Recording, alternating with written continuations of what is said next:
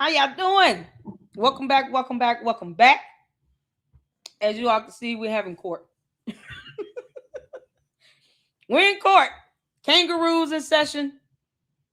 We got Judge Gill here. He's an attorney, you all. A criminal defense attorney. And that's exactly what we need. Candace, you have court on Monday, 10 a.m. Eastern Standard Time. You weird alien. What's the chances of her rescheduling it again for the fourth time? We just counting reschedules at this point. A continuance, Your Honor. We didn't need another continuance because my client can't breathe. She's a pregnant. You ain't gonna make this up. Y'all, welcome back. Make sure you guys come in and hit that like button and tell me what number like you are. If you are tuning in from X, make sure you come on over and subscribe to the Lady Luck Club. Hit the like button. It is free to do. And I appreciate all the support you guys give here. Shout out to all the mods, Lucksters, members. Candy as cult members can kick rocks, but it is what it is. Jesus loves the trolls as well. Thank y'all so much for the support here. I am excited to bring up criminal defense attorney Jill, aka The Whole Truth. You guys have your questions ready. Make sure you send him great comments and make sure you check out his YouTube channel.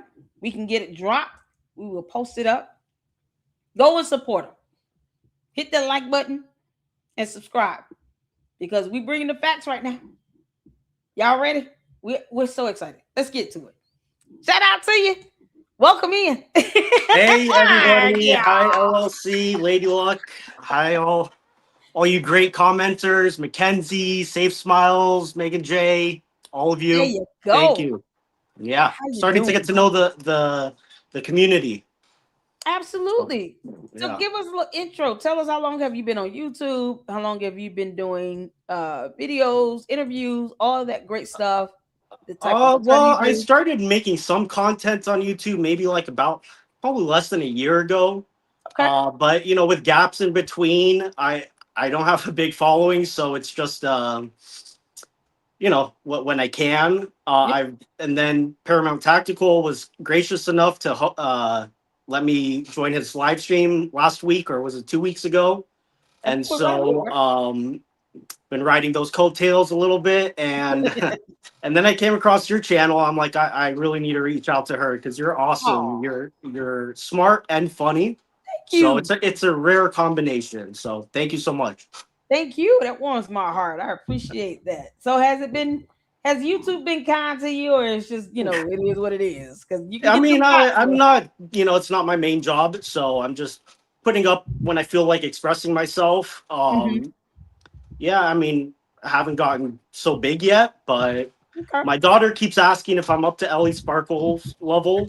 So, everyone subscribe. You don't even have to watch my stuff. Just subscribe, share, and let me tell my daughter I'm up to Ellie Sparkle. How old is the baby? I got two. I got a 7-year-old girl and a 10-month-old girl. Oh, so, your girl dad. Oh, yeah, I'm a daddy's girl for sure. A girl's daddy. Yeah. They're sweet. You have a 10-month-old. You got a baby. Yeah, and she's a lot of work. She's a lot of work. So if I have to run up and tend to something, that's probably why. But all good.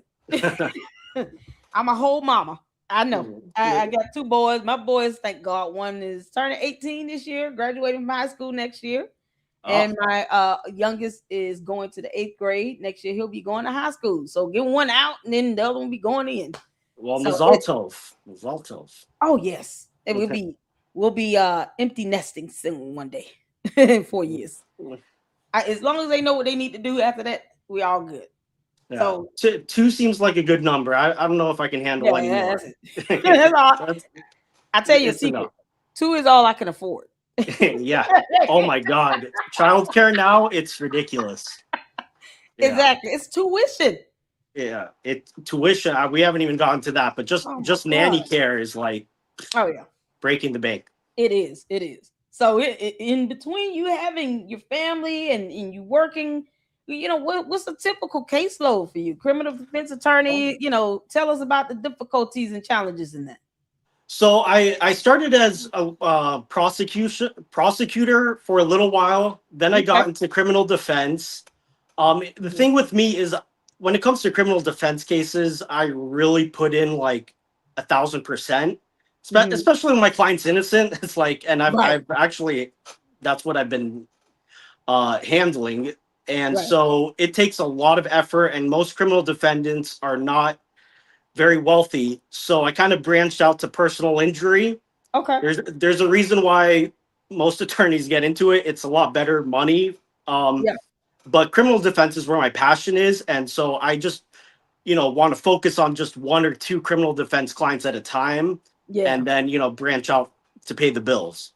Okay. Cool. Yeah. And we've had attorney Dennis Sperling. I don't know if you've heard of him. He's a personal injury attorney, but he's also done criminal defense. And he said the same thing. He was like, listen, you have no idea what it's like when you know you got a settlement coming because of an MVA and it's Yeah. like six figures. Like, he said that's why I primarily do personal injury. And Right. he's kind of, talked over the um I just had a what in the world the lawsuit. I mean, the criminal matter regarding at the track meet. What's his name? Carmelo Anthony. Jesus Christ, Oh yeah. my mind went blank. He came on and spoke with us about the. It was a pre-recorded, but he did talk about the Carmelo Anthony case and gave his thoughts on that.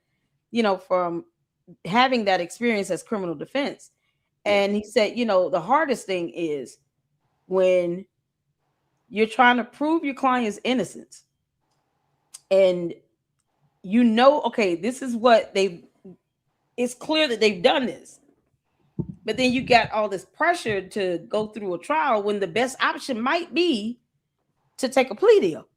Like, Right. and then if you do Well, appeal, what's the chances of that appeal going through? So, right.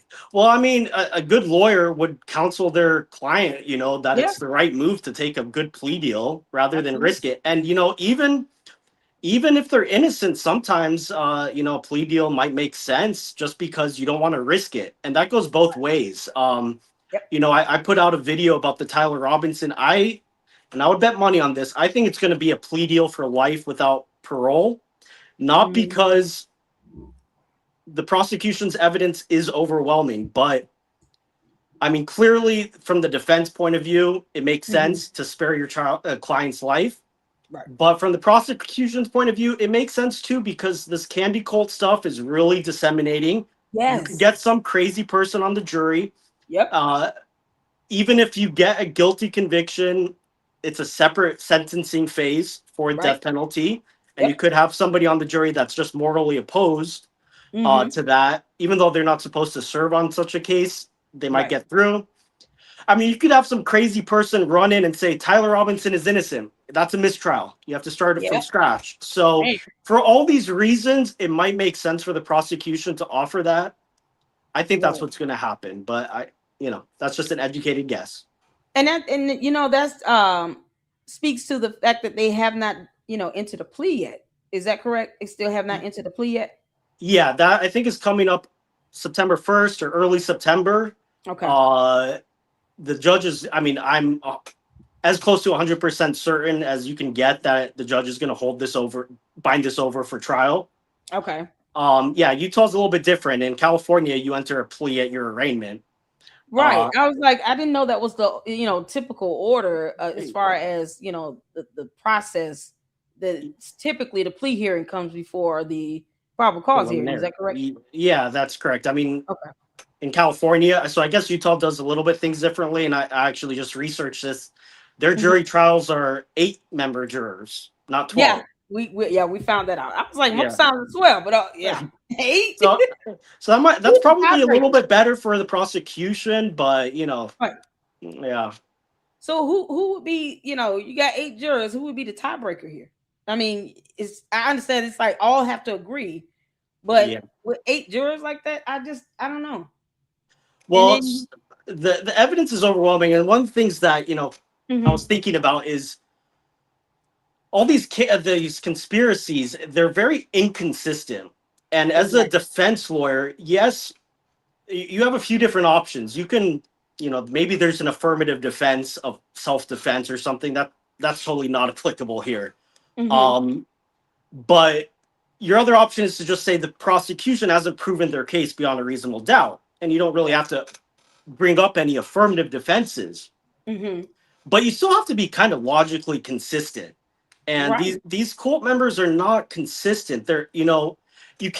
You can say, yes, Tyler Robinson was on campus, and so all the surveillance footage, that's accurate, but Right. he didn't take the shot. That's something you can say. Or you can say that's not him and he wasn't Mm-hmm. there. But you can't have it both ways. You can't say yes he Exactly. was there and yes he wasn't there. You got to kind Right. of pick a lane. Well, And exactly. They don't yeah, understand reasonable doubt still needs to be reasonable. Like exactly. Yeah. it's like they don't get that. And they're invoking all of this bias over, the evidence that we have seen. What are the chances that if they, do this jury selection that you end up having some biased juror slide through? Like, what are the chances of this at this point? I mean, you're gonna see a lot of questioning and voir dire jury selection that's Mm-hmm. meant to weed out those people that come into it with prejudices or come into it with a foregone conclusion. That goes Mm-hmm. both ways. You want somebody basically clean slate. Mm-hmm. But people lie during jury selection, They so do. yeah, people lie. I Yeah. mean, um, it's a fact of life. Yep. So you never know, and for that reason, I think that is why the prosecution is going to eventually offer the plea deal. I could be wrong, but I think you Yeah. just never know I with the jury. I think that's the best option only because of that. Yeah. Because the jury selection pool can be extraordinarily tainted. This is a high profile case. They're Right. seeking the death penalty. And then, you're talking about the evidence being just lambasted Yeah. in the media to where you expect 8 people on a jury to not watch anything. They would Right. have to literally never say they've never heard of Candace Owens, and that could be a lie. And then, why don't you tell us the legal consequences of when jurors do lie and get caught? What are they looking at? Well, it rarely comes up that they're actually, tried. It would be perjury. Yeah. I'm not sure if it falls within the same statute. Hmm. Jurors are rarely tried for lying. It's much, so I doubt they would actually be punished for it. I mean, I'm sure it's happened, but it's a perjury charge, just like lying on a witness stand if Okay. you're a jury. Um, but so many people lie. It doesn't Hmm. doesn't mean Yeah. much that they're facing that risk, and it could just be that it doesn't necessarily have to be a malicious lie. Maybe they Hmm. think they're not biased, and so they answer accordingly, but turns Right. out they are. Right. So, and you bring up a good point that like even if they secure conviction, even Hmm. if they get the death penalty, then we're going to have this whole long appeal process. And I'm Right. sure part of the appeal by the defense is going to be the jury was contaminated by Right. the media. Right. And, whether or not that's a valid argument, that's just another obstacle for the prosecution, another reason why they would offer a plea deal, to avoid that. Right. And it seems like the defense attorney is probably gonna, try to decry some level of bias and how their client didn't have a fair trial because you have cameras in the courtroom. Yeah. It's typical of criminal matters like this. They don't, but you know, how does that, from your experience, having cameras in this, how does Well, that if it actually was affect? just the cameras in the courtroom during the jury trial, then Mhm. that wouldn't necessarily present any problem by itself. It's the fact that the preliminary hearing was public. Mhm. Um, that's only for high profile, and it's because the First Amendment, people have the right to see what's going on in the courtroom. Mhm. But yeah, I mean, the defense did do a standing objection to everything being published, and so they're Mhm. certainly going to be arguing that on appeal. Mhm. Um, and just because it doesn't might not carry much weight doesn't mean that it's still not a huge burden for the state to argue against it and Mhm. fight that appeal. Okay. So yeah, for all these reasons, I think that it's going to be pled. life without parole. And if you want, I was thinking of like listing on a whiteboard all the evidence, or probably not all the evidence, but the evidence that was shown during the prelim. Right. And this was just for probable cause. Right. And Exactly. it was crazy. I mean, There's so much. most times during prelims, the judge is like, okay, I see on the arrest warrant the name Uh-huh. Tyler Robinson. Is that person Tyler Robinson sitting there? Yes. Okay. That's Mm-hmm. it. We're holding it to trial. That's Right. usually enough. And Yeah. so they just went so much beyond probable cause. It Right. was crazy. So And yeah. I was going to ask you think the judge would, want to have that resurfaced again in the trial, or would they would just refer to the record? To prevent redundancy. How do you avoid that? Because Oh, everything that was at the prelim is probably going to come up again at the trial. Plus okay, so more. you expect that to happen where you kind of Yeah. have this re-showing and re-admitting of the evidence. Now, since they've already done the objections, would they be able to object again to the evidence being admitted? Yeah. Yeah. I mean, you're able to object again. You're able to do a standing objection, which Mm-hmm. just means you object once and then it you don't have to keep objecting over and over. That is just Okay. standing to a certain category of evidence. Mm-hmm. They'll do written objections beforehand. Mm-hmm. Um, so yeah, there's nothing stopping from repeating the same objections even once they're overruled. Wow. Yeah, but personally, as a criminal defense lawyer, I probably don't object during trial as much as other lawyers because I feel like Mm-hmm. that is a little bit off-putting to a jury. When you're Yeah. like objection every single second and you keep getting overruled, I feel like jury might think you're being obstructionist. So I personally don't do it that as much as other lawyers, but it's just a personal strategy. Ah, man, I understand that. Speaking of Yeah. obstruction, Candace, the dumb alien that keeps saying dumb things. What are the chances the judge says it's time for a gag order On because now Candace, it's becoming interference? Yeah, um, they already brought I her don't know. name up. They She did. came up in a hearing because they were trying to figure out all of I, the I don't outside know. external influence. So I don't know if the judge would have jurisdiction to issue a gag order over non-party, non-witness. And then there'd be a lot of First Amendment issues. I don't mhm, know. I don't know that question, to be honest. I okay. know. I know the criminal procedure pretty well. I Hmm. haven't handled any high-profile cases like this, so Hmm. some of these details I don't know off the top of my head. To just being honest, Okay. um, much better at thinking logically than I am at memorizing certain It's all right. statutes and stuff like that. So I don't know if that. But I don't think that a gag order for Candace would be issued. Just conjecturing. I Okay. mean, I'm not So saying I wouldn't like it. I'm just saying I don't think yeah, it's no, gonna I happen. get you.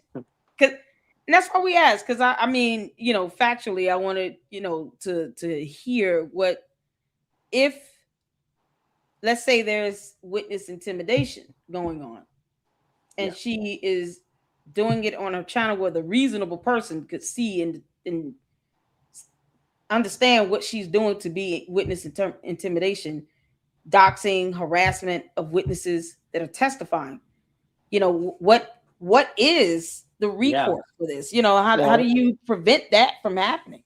yeah. I mean, in that case, the judge could issue like a gag order. I mean, it would be, I guess, like kind of like a gag order slash restraining order. Okay. As some type of injunction that just tells her to stop talking about witnesses' locations and stuff, putting them at, and then there's, I'm sure there's criminal statutes that can actually be charged. Right. You know, would have to be pretty heinous to actually go that far. Hmm. But I wouldn't put it past Candace to go that far. So, Did you hear her uh, video about the police sergeant? no, What are your no. thoughts on So it? I want to hear because I was following Mhm. your stream for the most part today, but I was in and out from work. I want to hear what's going on. What's the latest? I also wanted to touch on this receipt. Do you know about the steakhouse receipt Oh issue? my God, let me pull that up. because I'm so confused about it. I am too. I'm gonna be honest. I literally was like, dude, why do you have that? Are they Why saying do that you the have time that? of the receipt matches up with the time of the Charlie Kirk murder? They would. And It's like a 30-minute window difference, I think. And it's like, well, this restaurant is like 30. It's 3 hours away from where he, from UVU. But so he was shown on camera at Dairy Queen within that time frame because you got to allot 3 hours to travel. So yeah. I think he was shown on camera at Dairy Queen at like 8 something. Correct me if I'm wrong in the check. I'm trying to hold on. Let me So pull this up. while you're looking that up, I had a short video that I posted on X today about the receipt because Oh shoot, let's check that out. Yeah, um let me hold on. Let me share my yeah. screen. Okay. Okay, where's your let me you want me to pull up your video first? I can do that. Or I could just repeat it. I mean, No, I either want way. to see I, it. I I look a want to little see bit it. jowly because I'm in the car and but Oh no, I want to see it. Where hold on. Why isn't your channel coming up? Is it the whole truth? the whole truth 1 2, or if you type in at yeah. Is it okay, cool. You say you did a video today? Is Yes. Candace a Jewish op? No, Is that's it something else? yesterday. Oh, defense. This one, defense. No, maybe it's not. Maybe I didn't get it up. I don't know. What day did you? You say you did it today? Yeah, I'm just wondering why it's not showing up. I didn't take it down, did Oh. Anyone? Can someone tag me in on? If you see it, can you tag me in on it? But it's a short video, so I'll just Yeah. restate it anyways, Go which ahead. Go is ahead. just that if the theory about this receipt is that it provides Mhm. an alibi for Tyler, then it would have been brought up by the defense at the Right. preliminary hearing. Yeah. Exactly. Why would they not? It just doesn't make sense.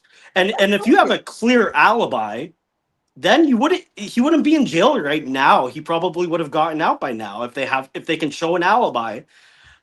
It makes Exactly. no sense whatsoever that they have this Exactly. receipt and they can verify that he was, not in the area at the time, and You would think. wouldn't bring that up during a prelim. That just is stupid. Yeah. I literally said that. I said, dude, and I don't even know this guy on here. Denon something. Diligent. Diligent denizen or something Yeah. like I'm that. like, and I told him, I said, dude, I don't think you should even have that. I mean, it's not necessary. You posting this up. This is somebody else's receipts, unless it's yours and we don't know it. Like, this proves nothing. This is not going to be corroborated with anything. You don't have any video evidence.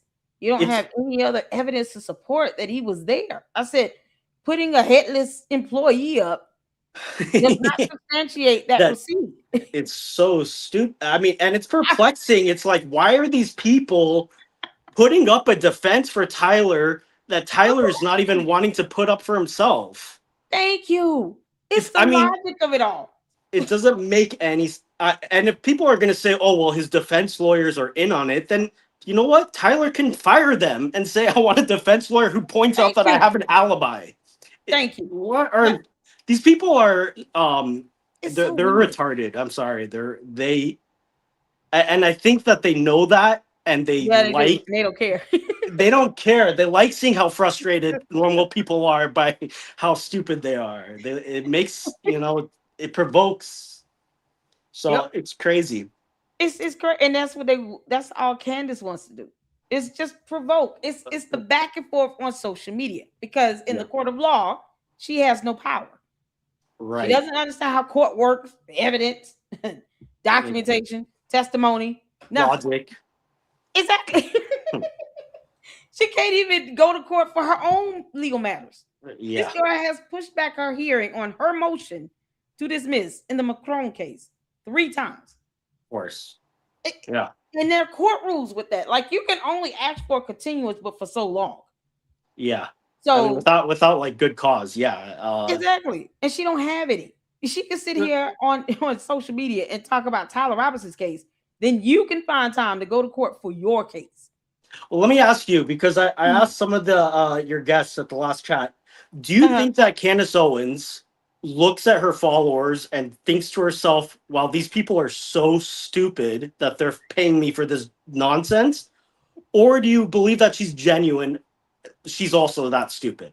No, I feel Candace is playing her coat base So like a you think fiddle. she knows that her followers are just like They're dumb. ridiculous? Yeah, They're they're gonna dumb, believe and she's whatever she just says. grifting.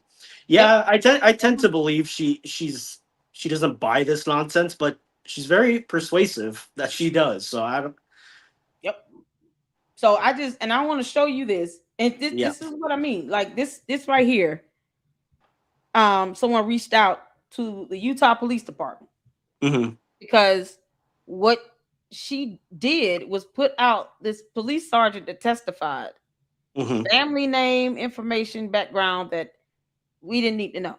Yeah. And the law does not say, well, if they're a public figure, it's you're supposed to let her do that. That's not how that works. First of all, Right. she's a police sergeant, so she's a covered person, and she's testifying in a high-profile criminal matter, Yeah. and she still has the right to not have her family members, people put out there, knowing that it's going to bring on this onslaught of harassment and targeting and bullying and death threats. Yeah.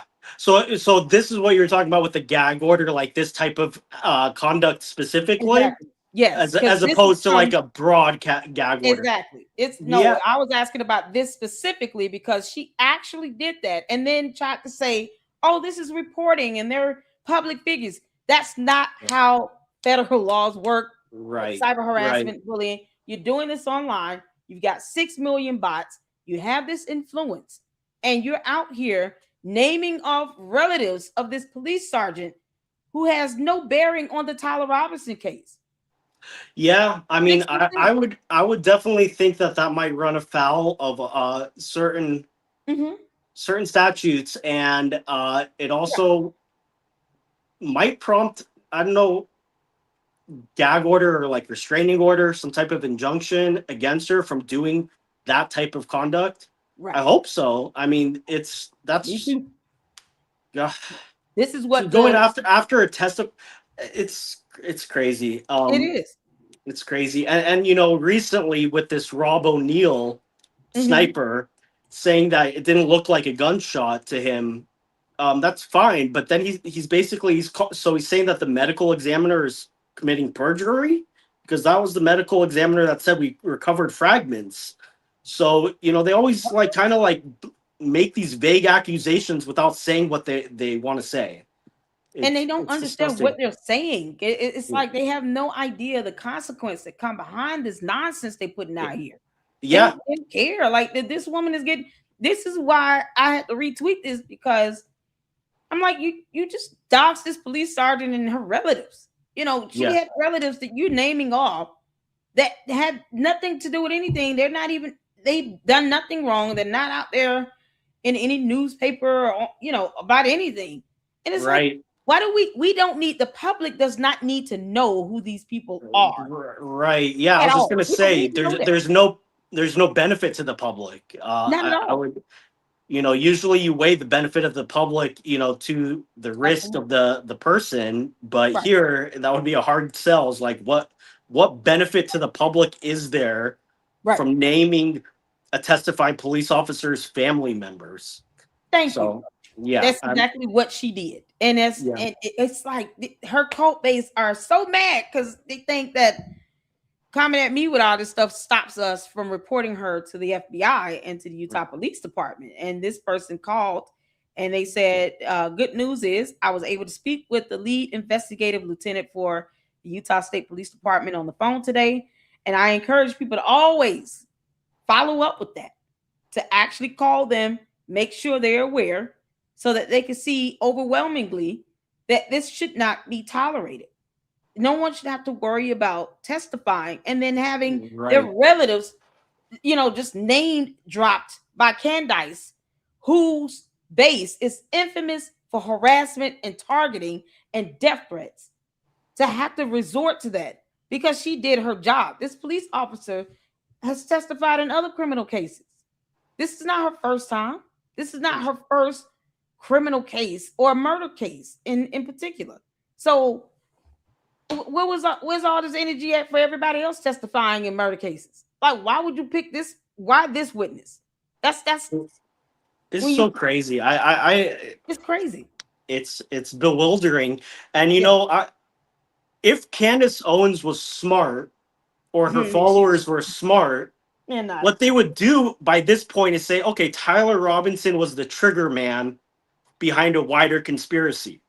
Because then you don't have to argue with all of this obvious evidence that puts Tyler Robinson there, the DNA, the surveillance, the cell tower phone locations, the text messages, everything.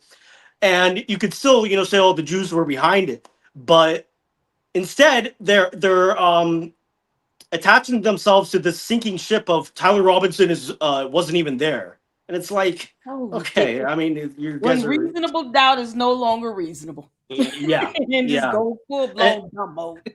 And there's a jury instruction too that says beyond a reasonable doubt does not mean beyond all doubt, because everything in the life has some doubt. Exactly. It's got to be reasonable though. Exactly. That's the one thing I've been saying. Like, you have to prove beyond a reasonable doubt, but it doesn't mean you don't ask questions and challenge certain things. Like, right. This does nothing. This just puts people's lives in danger. It doesn't do anything for the case, but we could ask, okay, why would the first guy that admitted to shooting Charlie Kirk that was arrested, why did he do that? What was his motive for doing that? Right. What was his thought process? What was going on with him mentally for him to feel like he needed to admit that he did it, and he know he didn't, but was he? I think that guy was a schizophrenic or something. Yeah. And I brought this up, also good point. Thanks for reminding me that first Tyler Robinson surrendered, which is a big deal. It's a big piece of evidence that he turns himself in.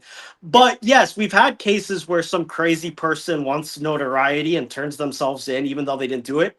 But in those cases, there's not also surveillance footage of that person there. And there's not DNA evidence and text messages and Discord chats. And, usually that's what happened with the first guy. Some schizophrenic said, I did it. They arrested him. They realized this guy's not well. He didn't do it. And they let him go after a few hours. Yep. So, yeah, they forget about that with that smokehouse thing. Cause it's like, okay, they forget that was a manhunt for Tyler Robinson. We using drones.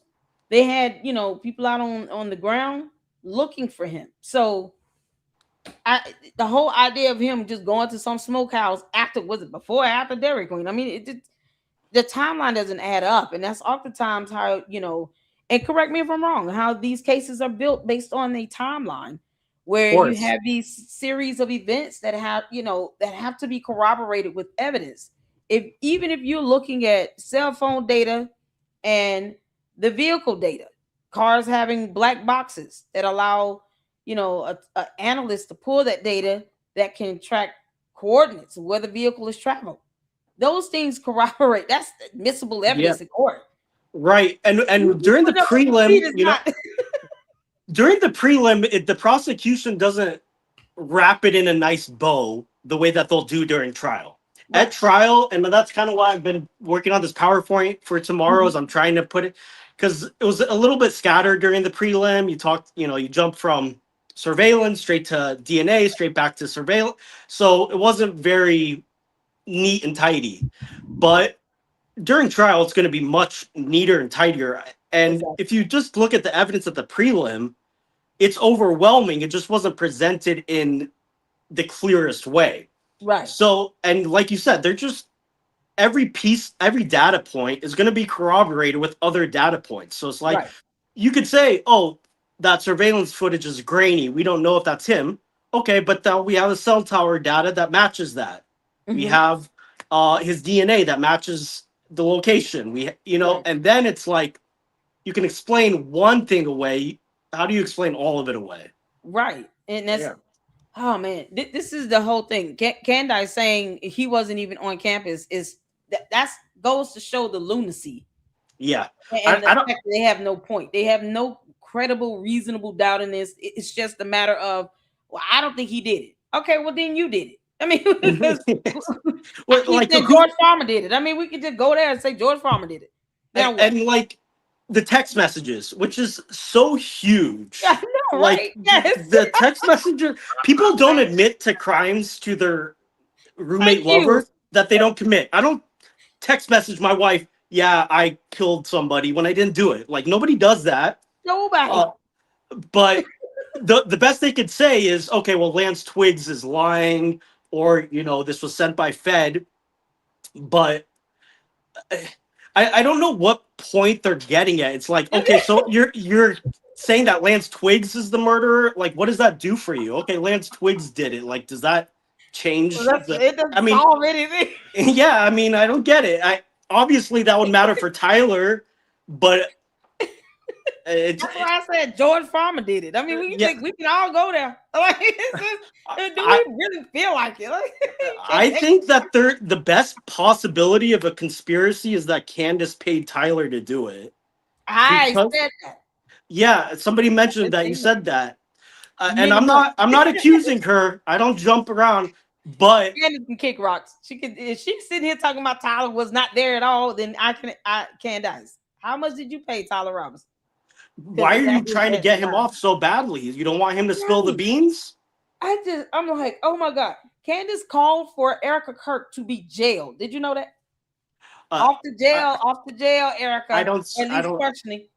I know she made a mini series called Bride of Charlie about Erica Kirk. For her to be jailed, off to jail, Erica. At least interrogation and questioning. For what crime again? Cite the statute code, Candace. What crime? What violation of law has occurred? Cite the law. Like this is. Oh my God! I'm like I never thought I would just like see this level of depravity. Yeah, where you're wanting an innocent American to be jailed. Yeah. Judges don't get away with that. I reported on 2 judges that got removed from the bench for taking away someone's liberty and freedom with no justifiable or legal reason at all. Right. You talking about you want her to just go to jail, but you can't say what law she violated. What out of your mind? Oh my God. I mean, in a way, I think Candace Owens, for making the line between good and evil so clear and showing who's on because you can't get any worse than going after a grieving widow. It's like, what's next? Like, I'm against puppies, like, what are you going to do? She's so sick. You and that puppy you brought in. She really just sets the bar very low. She got something against midget horses. Did you know that? She told Bishop Shapiro help you that midget horse you rode in on. Oh, okay, we'll just turn that into a theme and put out a lot of photos with it. So hey, let me pull up my whiteboard here. And pull out the whiteboard, y'all. We got let me pull up the whiteboard. Tell me if I'm missing stuff. I just want to kind of clearly make out the evidence that we saw at the prelim. Is it clear? Yeah. Kind of. I can see. Can y'all see? Okay.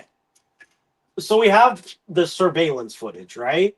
Mm-hmm. And the surveillance tracks not just Tyler, but also his vehicle, and it tracks him from before he does like a reconnaissance thing where he comes in early in the morning, not early, but like 8:30, I think 10:30, a few hours before. I forget exactly off the top of my head. But we see him exit his vehicle in one set of clothing. Apparently, he went to go talk with some TPUSA people. And then he goes back to his vehicle. I think he leaves campus. And then he comes back dressed differently with something in his pant leg. Right. With a limp, at least, right? Yeah. So we have multiple surveillance footage, Right. and at multiple times. Then we have, sort of the grainier footage of him climbing down, or the shooter climbing down from the building where the shot was taken from, but it's Right. consistent with his with his figure. Mm-hmm. Now they also said that he ate at Chick-fil-A. Did But he? they That said, morning, yeah, beforehand, before it happened. Okay, yeah. I beforehand, remember. yeah, Yeah. on campus. So we're probably Okay. likely to see at trial maybe some of that financial transaction, if he Mm-hmm. paid for it with a credit card. Right. Again, everything we saw at the prelim is just for probable cause. We're going to see more. Right. And, Exactly. and so they're going to have corroboration there, probably more footage from other locations. Right. So I don't think the defense is going to argue that he wasn't there, because then Right. it's too They're not hard to even saying. explain I don't everything. think they're not even saying he didn't do it. They're not. Yeah, They didn't even say he didn't do it. I think they're gonna. You're right. They're gonna argue like mitigation, right. spare his life, that he's young, he made him, stuff like that, remorse, what have Right. you. But they're also gonna bring up the cell tower location Yep. to corroborate the locations shown on the surveillance, the vehicle. Yep. We also have the ring camera footage that puts him around the location a few hours later. Right. I think that was at night. And Mhm. he also went to a car wash Did nearby. he? Yeah. And I didn't see that during the prelim, but I didn't reviewing see the that either. testimony. Wow. Yeah, he went to a car wash like short while after the shooting. So that's again going to be another data point that puts him around there. And keep in mind, he lives 3.5 hours away, Right.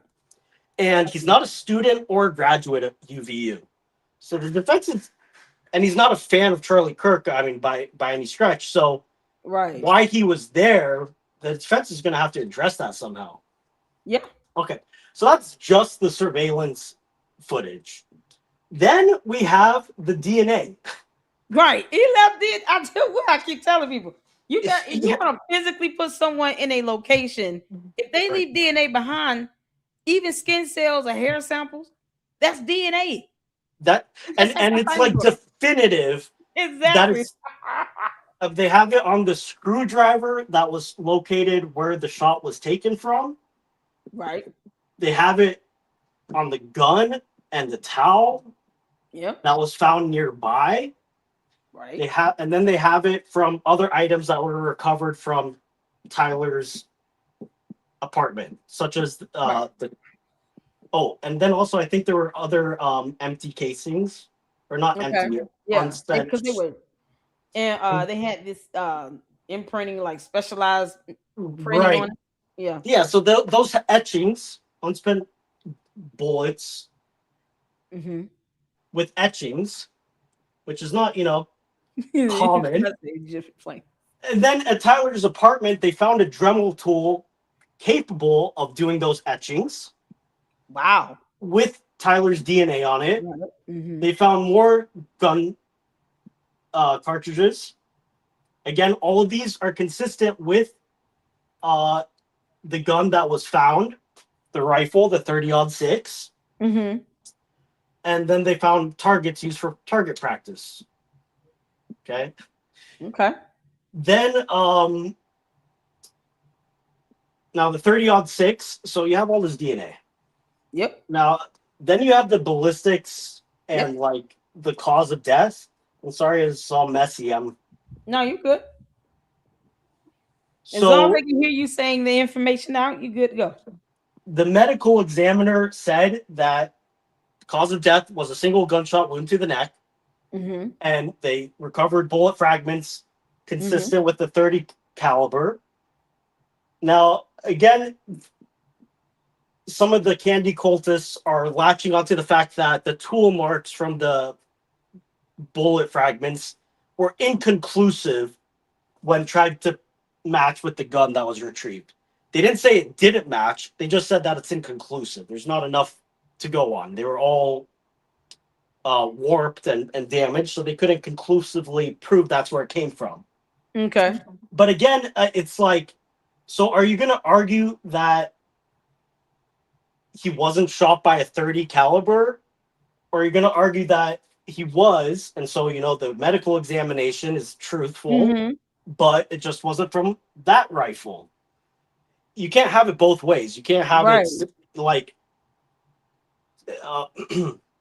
because one theory supports the findings from the medical examiner. So I mean, the idea, oh well, if that's what they're trying to say, it will almost be moot. If you have another piece of credible evidence to corroborate that it was this bullet from this gun, because this medical examination also pulled the same type of bullet fragment out of his neck, then and you have DNA on that gun itself.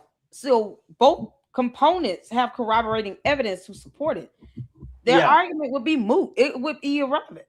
Yeah, it is. It doesn't make sense. And the rifle that was found again has not only has his DNA, but Tyler Robinson recognized it as. I'm sorry, Lance Twiggs recognized it as belonging to Tyler Robinson, the gun that he had. I'm sure we're going to get some more testimony at trial that will link the gun to Tyler Robinson. I think it belonged to his grandfather or something, so I'm sure we'll get some of that. Okay. Maybe we'll even get like some more financial transactions about like him buying the bullets, him buying gas on the way to and from UVU. We're going to see a lot more just corroboration for everything, but this is just from the preliminary hearing. Right. And man, they have terabytes of data. Yeah. And then we're not talking about the video angles of the actual, moment he was shot itself. I mean, good grief. And then we have the text messages. Yes. Where he's like, I killed Charlie Kirk. And not only that, he says other things that are really consistent with something only the shooter would have known. Like talking about retrieving the gun. Yep. Discord chat, again, just another data point. I'm sure we're going to get more of the digital evidence. I think he was probably doing a bunch of searches on his phone. And even if you try and delete that, usually that's saved. Yeah. So can you please expand more on that? Because I think Candy asses forget. If you try to delete something on your phone, does not mean you cannot get it from the phone carrier because it's on their server. Can you explain that?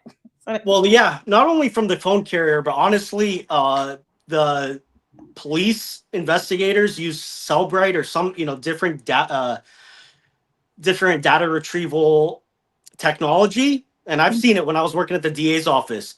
When you delete a text message, when you recover it from Cellbrite, all it does is say this message was deleted at this time of the day, and you see the message. So it's literally the only way to really delete a text message is to max out the memory on your phone and then add to it. Then we'll start deleting information. But the text messages you think are deleted, they're not deleted. They're not. They're not. You. Y'all heard this from a criminal defense attorney now. Yeah. So we're gonna see, and then probably more data, digital evidence from his personal computer stuff. He's probably looking up Charlie Kirk's event beforehand. Maybe other motivating factors. Like I don't know, hateful rhetoric or whatever. We're probably going to see a lot more of that. Right. So if we saw all this at the prelim, and I think I didn't even finish, going through it. There's more. Yeah, that's a lot of information. Yeah, the prosecution has him dead to rights. Right. And if I'm a good defense lawyer, I'm telling my client, look, if they offer a plea deal, you need to take it. Taking it. Yep. Yeah, you're taking it because otherwise you're not. I mean, unless some crazy thing happens, you're going to be convicted, and then you're either going to be facing life or death penalty. Yep. So it's like If you, I mean, maybe he doesn't want to live, so maybe he wants to risk it. But if you want to live, then Yeah.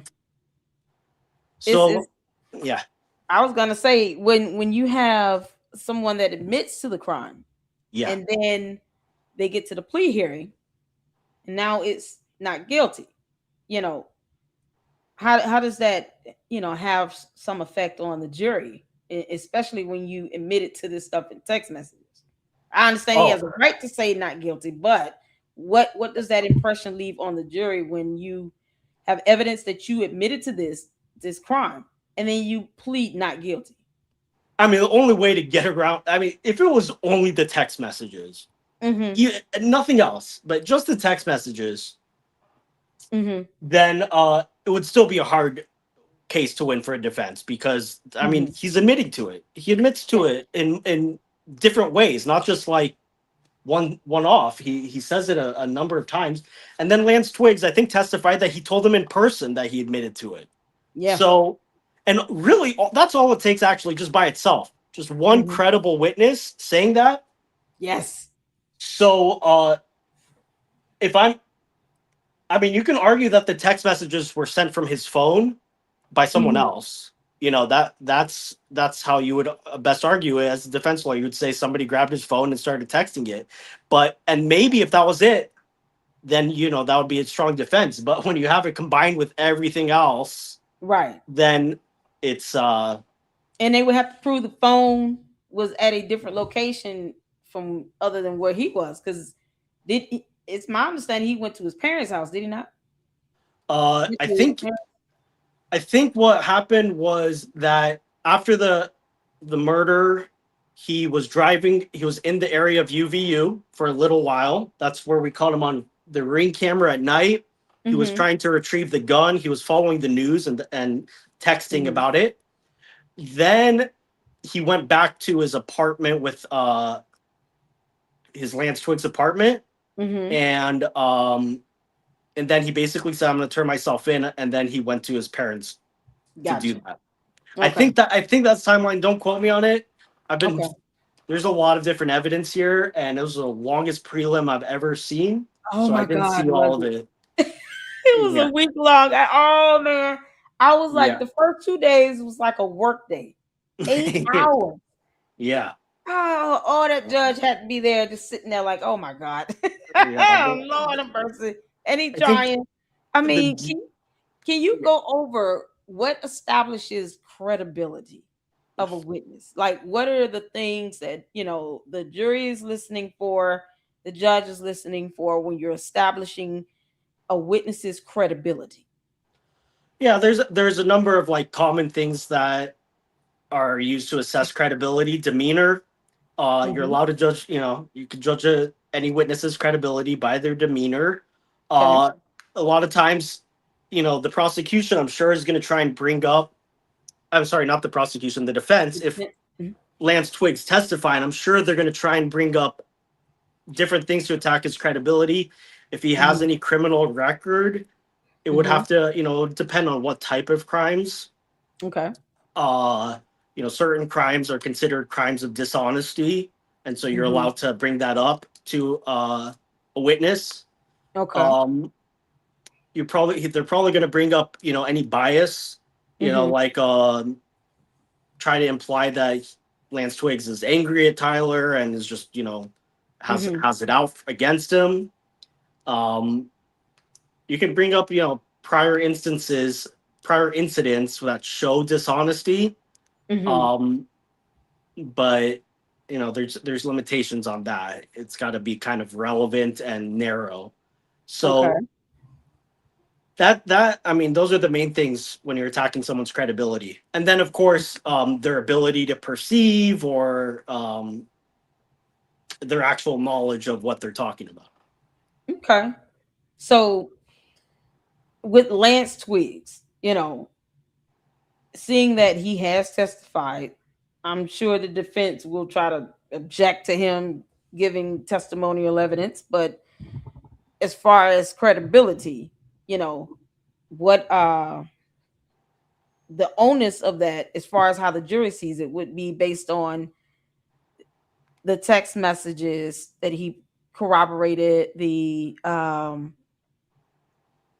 what, maybe they have emails or something to that extent.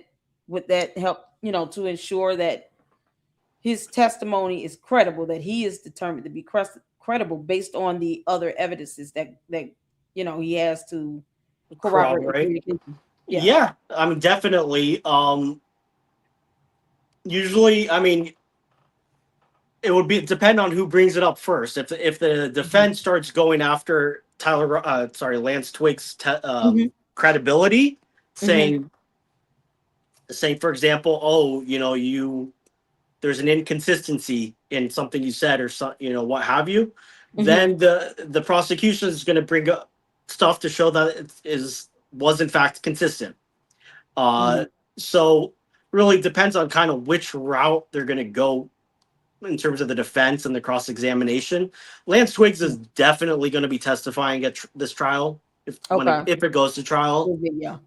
He is an important witness. I mean, he's the one that we know, or that he testified. Tyler Robinson admitted to it, plus to authenticate the text messages.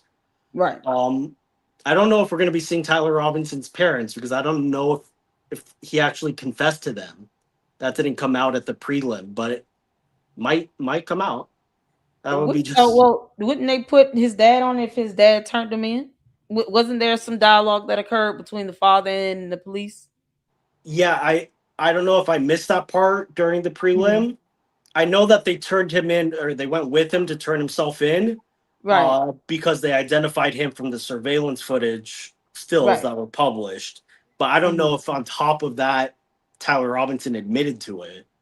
But yeah, my guess is that you're going to have at least one of his parents testify, maybe both, maybe that family friend that was with them. Right. That drove. That drove him. But yeah, it will probably also be to authenticate or to corroborate that the gun matches, their gun. Okay. I mean, how much more evidence does It's just, they either believe none of it or all of it. I mean, it's so extreme. It's like you have the ability to ask questions, reasonable questions. What you cannot do is drum up buffoonery, intimidate witnesses, or dox them. Right. Especially police sergeants. Or to sit here and to say he wasn't even there on the campus and all this evidence says otherwise. It doesn't make sense. And the thing about the receipts, if they get receipts to show Tyler Robinson using this specific Visa debit card that they're claiming was used at this smokehouse restaurant, then now they can match up the Visa card numbers that they're able to see. Yeah. So if it's like the last 5 or 6 or the last 4, they'll be able to match it and see if this is the same card used at Dairy Queen or Chick-fil-A that was used also at the smokehouse. That's what evidence is supposed to do. It's supposed to either corroborate or rule it out. But I mean, these muddy in the water is so bad, it's ridiculous. These they don't even know what they're arguing anymore, and they're grasping at straws. And yeah, I mean, they just need to. I mean, I don't know how many of them have actually seen what was going on at the prelim, because a lot of them I don't think have seen it, because they keep saying, "Oh, what evidence? What evidence?" It's like there's a lot of evidence. Read the probable cause affidavit. She didn't even read it. Oh my gosh, she hasn't read it. And again, yeah, so you can call into question the surveillance footage saying it's grainy, but how do you explain the DNA? You got to explain that too. You can't just pick one thing and then be like, that's it. Everything else is, based on science. What is science? This is coming from the woman who cannot tell you the freezing point of water or what thunder is. Like, she doesn't believe in science. She doesn't believe in it. It's like almost you're nullifying your whole existence on earth when you believe nothing. What is factually based and concrete for you? It's like someone saying, I don't believe in cars and driver's license. And then once their stupid show is done, they go get in a car and drive somewhere. Right. Knowing they need a license, knowing they need to have registration, knowing they need to have insurance and stuff. Like, cars don't operate on gasoline. It operates on salty tears and unicorn juice. And then they get out and they go to the gas station to the Quick Trip or BP. Like it's like you say all this in your videos on your channel, all this big talk you got. And then, as soon as you're done with that little 1 hour pre-recorded, pre-scripted show, you go out knowing that here in life, you need to put gasoline in your car. It doesn't operate on salty tears. But for her, it's like, this is what keeps people clicking that video and giving her clicks, views, and engagement. Yeah, we just gonna sit here and say that, no one should put gas in their car anymore. You should use, windshield wiper fluid. Like, that's not how that works, but she doesn't care. They don't care. I couldn't have said it better myself. Honestly, we're seeing this mass psychosis. It's crazy. And we wonder how, these cult leaders got their followers to commit suicide. Yes. And you see it with these people following Candace Owens. Like, she's charismatic, but I personally don't think she's that charismatic. But these people are like willing to follow her off a cliff. Like, even when it goes against all of reason and evidence and irrationality, it's kind of scary. It's really kind of scary. It says a lot about human nature, and that's why the prosecution has to think, like, what if one of these people gets onto a jury? We gotta, right. It's oh man, at some point, and this is how, and I tell people this when I first started reporting on Candace. The first thing I did was went over her lawsuits, because for me, I can kind of gauge the thought process, their actions. If you can't take court seriously, I know where you stand. Like, she thinks she's above the rule of law. Yeah. So if you say, hey, you doxed someone, you have brought, unwanted harassment, death threats, targeting, bullying towards a police sergeant who was doing their job as an officer testifying in a criminal matter, then they get mad. Oh, that's called free speech. No, it's not. That's not free speech, but federal laws say it's not free speech. I didn't write them. I just read it. Like, they think she's supposed to be able to just do this. Now, she gets away with it because there's no consequences for when she does it. And then you got the dumb cult members that somehow want to live lawlessly, but yet when you report them to law enforcement, now they're crying and throwing tantrums like some clowns. Like, that was the first thing I said. This girl can't handle herself in court. Well, did you see? I think her first lawsuit, or one of her lawsuits, was against her landlord. Yeah, that was the first one I went over. I went over that first, and I've been clowning her about the yeast infection. Yeah, I did a video about that. I said maybe that's where a lot of her rage is coming from, is that she has these systemic yeast infections. I mean, by her own admission. So that's my first foray into Candace Owens' history. She is and look, I've defended a few clients in criminal cases where they were falsely accused by sociopathic narcissists, and they happen to be women, and so I feel like there is this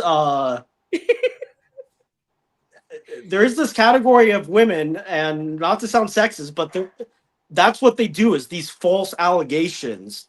Instead of being sadistic like sociopathic men, and they go for the false allegations and the attacking of their reputations and the horrible, vile gossip. 1 second, I have to let my dog in. Good. Yeah, oh man, Money Stack can't fix that one, Katie.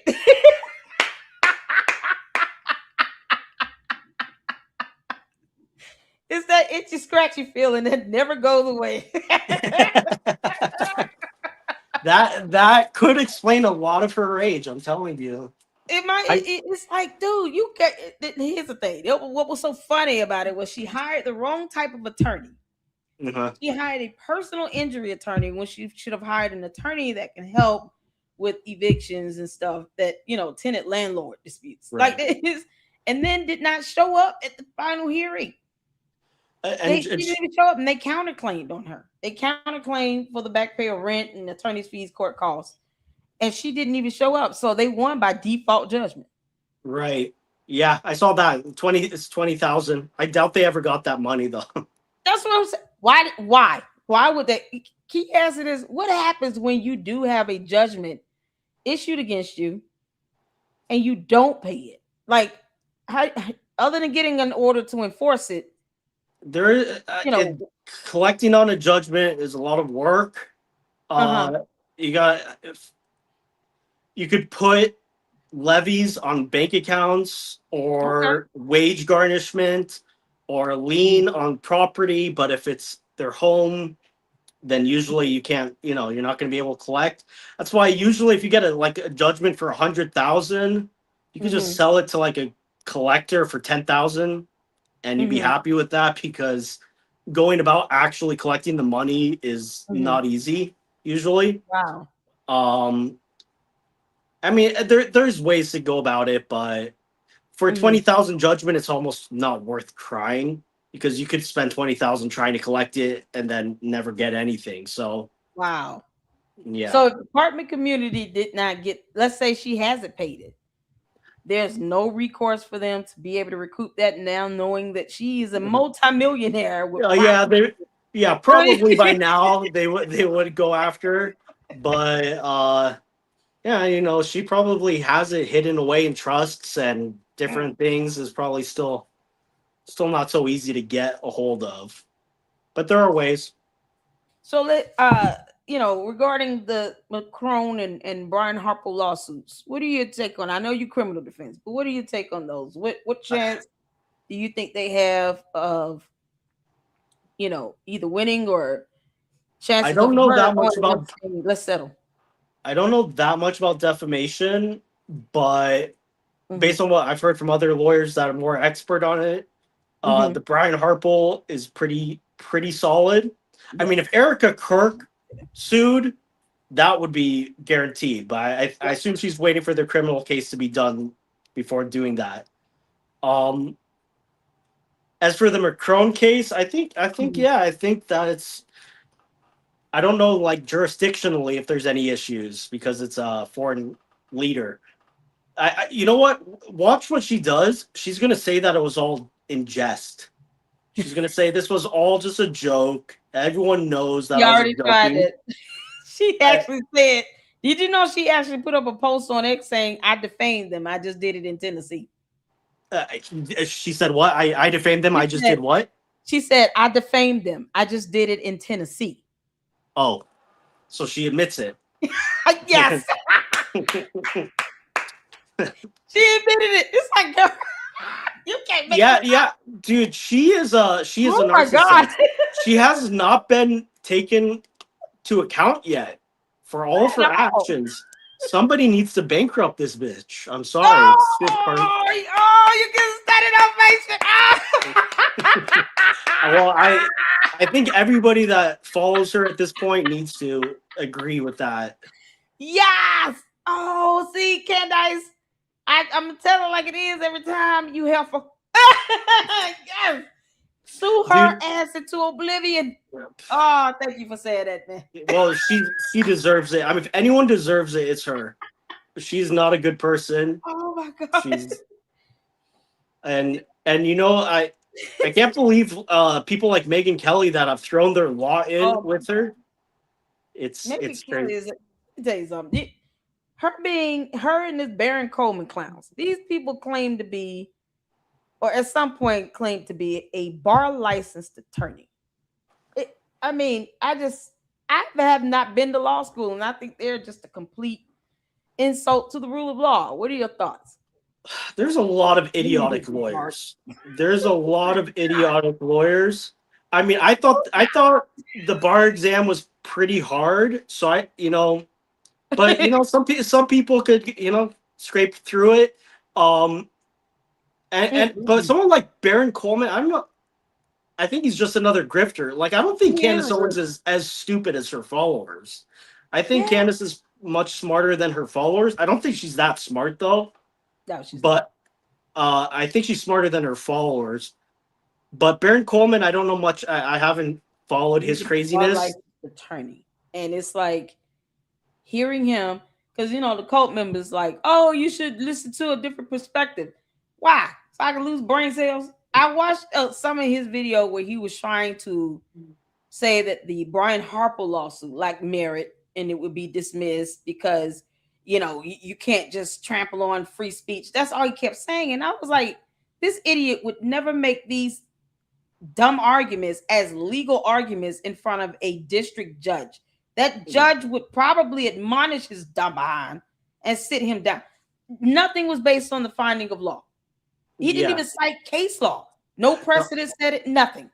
I Just think he's just in it for the money. I think, like, honestly, if I wanted to get a bigger following, if I was unethical, I would just come out and say Tyler Robinson is innocent. Obviously, I guarantee I'd be a lot bigger than I am. Because it's a much easier way to. But so I think that's the deal with him. I think he knows everything he's saying is nonsense, but he's collecting a lot of money from it. Yep. I think Candace Owens, even though she's making a lot of money, I think her motivation is more envy and jealousy and hatred of Erica Kirk. Yeah. And Charlie to an extent. Yep. Than it is money. Yeah. But this is just my speculation. You think? No, I agree. Yeah. She has enough money. I don't know if she's doing this right now for money. Greed. It's like the greed. And it's not just the money. It's like her over and over again talking about how she was going to be back on the stage next to Charlie Kirk. And it's like, no, you addicted to power. Yeah. You want control. The only time I think this is the first time I've really heard someone say, this is not how you grieve. And she lost her husband. Like, for her to think she gets to dictate and control how someone else grieves is disgusting and deplorable. And I always say she doesn't have to pay her bills. So why do you care how she grieves? Leave her alone. You don't like to leave her alone. Too much like right. It's insane. It's I mean, I've looked into it. I'm like, I cannot find one thing that Erica Kirk has said or done that was like wrong. Nothing. She's just like she's just a grieving widow that hasn't done anything wrong in her, at least that I could find. Not even controversial. So it's just why you would attack somebody. So I think narcissists. Mm-hmm. And I'm not a doctor, but I think I'm qualified enough to say that Candace Owens is definitely a narcissist. Oh yeah, she is. She saw Erica Kirk getting sympathy and attention after Charlie Kirk's murder, and she wants that. It's a certain type of attention of sympathy also, and Candace Owens wanted that, and it fed into her jealousy. Yep, and I agree. It's what it comes down to. It's this level of envy and jealousy and obsession. And she already admitted, she said, and I quote, I have direct sources and contacts living in her residential building, obviously. And you have eyes and ears everywhere. We're always listening. Why? Like, for what? What? Stalking. It's people don't understand that stalking. That is stalking. That's dangerous. You're not physically there. You're facilitating this behavior by saying you have sources and direct contacts living in her residential building. Eyes and ears everywhere. We're always watching, always listening. These things came out of her mouth. And it's like, she just admitted in the state of Arizona, it's a class 3 or class 5 felony, depending on the severity of the situation. But the state of Arizona characterizes that and finds it as a felony, not a misdemeanor. And she has kids. Erica has kids, young kids. Yes. And even if somebody's not stalking, saying it is going to cause them anxiety, and like it's just it's going to bring on that behavior. It just like with the police sergeant, it brings on and introduces that person to this harassment. And you're going to be paranoid. You see somebody down the street, you don't know if they're the stalker or just a regular person. And it's so crazy that anybody's defending it. It's just we live in crazy times. Right. Well, how to point, but I lost it. No, you're good. I was gonna ask you. So, Yeah. Can you, explain kind of just overview about cyber harassment? And what is the burden with that? What is it based on the perception of the petitioner, or can you speak on that a little bit so that people can kind of understand? Are we talking about criminal charges or civil? Uh The civil would be a lot lower burden. Civil. Let's start with that, because I've been saying Erica Kirk should get a restraining order because of Yeah, that. so that would be a civil. Usually, that's pretty much civil. Mhm. Yeah, I mean, she probably would meet her burden pretty easily with the threats and the harassment. Okay. Um, I've helped clients get restraining orders for a lot less. Mm-hmm. Uh, I mean, Because if she takes I'm trying to Candace said think of. this, and then all these extra death threats and kidnapping threats have come my way. Now I'm concerned and in fear of my life, because I don't know who her sources and direct contacts are living in my building. Right. So that together would be sufficient To get a for. restraining order, and the restraining order Yeah. would be kind of like a non-harassment, Mm-hmm. non-defamation. Okay. Yeah, I think so. Each state is different. Mm-hmm. In my experience in California, that would definitely qualify as harassment. It's an ongoing pattern. It's Mm-hmm. not, if it's a one-off or maybe a one, double off, then the judge might be more skeptical about issuing a restraining order on that basis. But if it's a Mm-hmm. pattern of harassing conduct, and Right. if it legitimately puts you in fear for your safety, or especially your kids' safety, and I Right. would add them to the restraining order, even though Candace might not have mentioned them by name yet. Mm-hmm. She's putting them at risk too, I think she honestly. has mentioned the daughter's name. She said the daughter's name a few times, and it's like, why are you bringing up this minor child? Is there? I mean, good grief! Like, she has no integrity at all. The idea that you got people going after minor children, they're getting kidnapping threats. Like, Right. Well, let I, me let me ask you, Lady Luck, if Mhm. you thought that a friend of yours was killed by somebody other than the person charged, if you really felt that way and you felt like there was evidence, would you start going on your podcast and start making mini series about it? Or would you start like trying to behind the scenes like contact law enforcement to get them to look into nothing she's doing is to get to the Exactly. truth. This Not at has all. nothing to do with Charlie Kirk's actual murder. Not at all. And I also wanted to get your take on this. What's with the overlap between people that hate Erica Kirk and people that hate Jews? Because I don't understand why everybody that is going after Erica Kirk also happens to hate Jews. And I'm wondering if you have a take on that. Honestly, I think the people that Candace has now following her never cared for Erica Kirk or Jews or Israel or TPUSA in general. I honestly don't think they ever cared. It seems like they're all acting like Tyler Robinson. Oh, how dare you say something I don't like? Now I'm seeing you a death threat. Like, that's how they're acting. And it's like they get mad when you point that out, but it is what it is. You sending messages on X where you sending out death threats. The difference is I don't play that crap.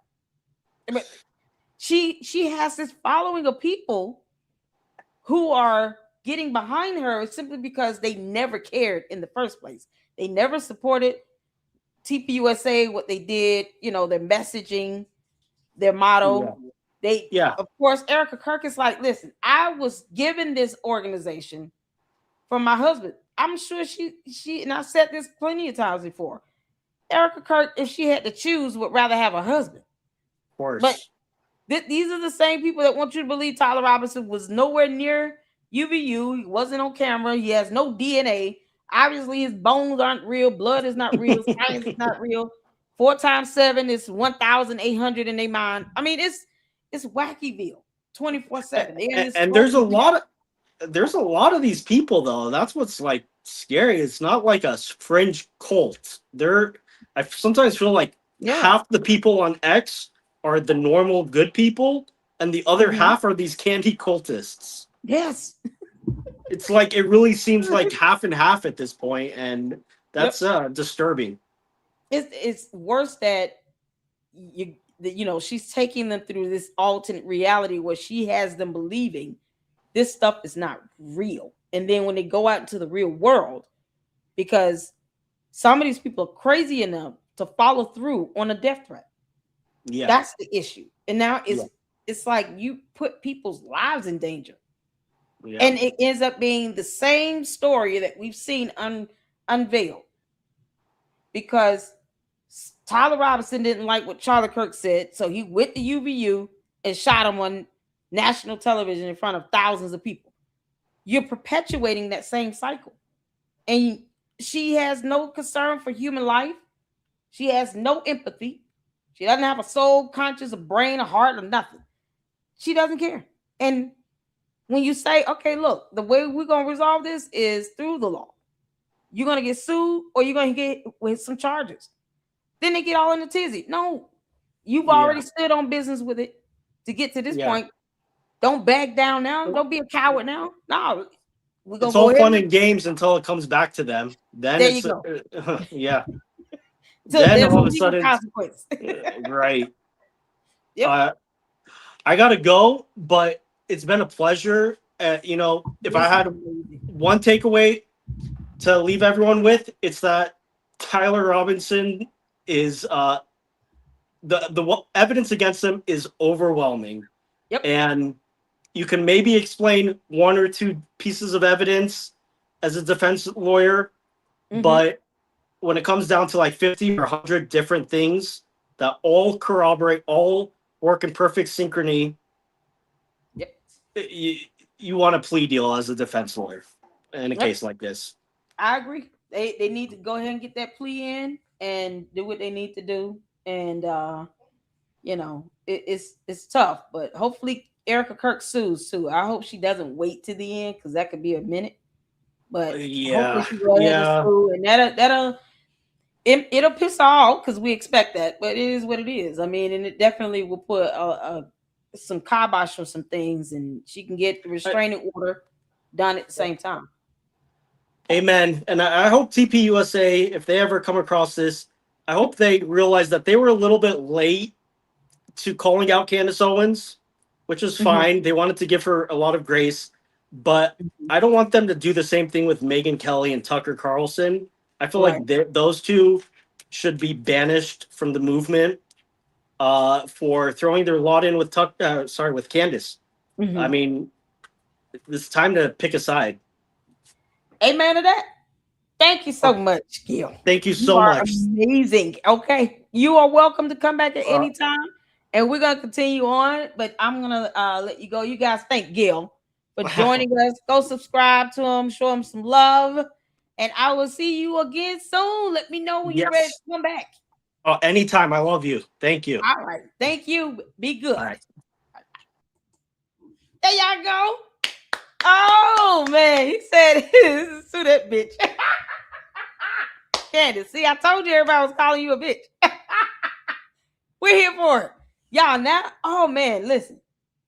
That was absolutely amazing. We have Nick Brooks coming on Saturday. Oh my goodness. So we're going to have double the fun. 2 attorneys in 1 week. I'm here for it. And the evidence is overwhelming. You all want to hang? Y'all want to hang? Hit the 4. Because we can do Sean Ryan now. And we definitely will get in Edie Marie. Edie, we love you, girl. She got some new videos. Oh, I am so here for this. Let's get an Edie Marie laugh break. Cut to commercial. And then we can go to Sean Wright. Do that interview, honey. That sound good to you all? Is she putting up the videos over there on X or is it on YouTube? I saw some new ones on X. I did see that. You guys are tagging me in. You guys are awesome. Did y'all enjoy that? I hope you guys enjoyed it. And I'm so glad we were able to get that out and put it to the forefront, especially about Candace doxing this. This is coming from, someone that went to law school, defense attorney. Based on, the information, it wouldn't be hard to get an injunction at the very least for harassment, because see, when with a civil matter, the burden is a preponderance. It's not beyond a reasonable doubt.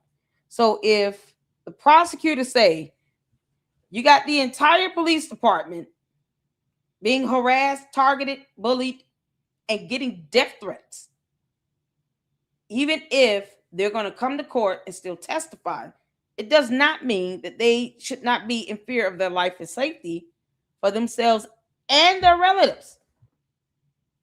Because we, the public, did not need to know anything about those relatives. The candy ass cult members have ADHD. They don't even remember that crap because it's not significant.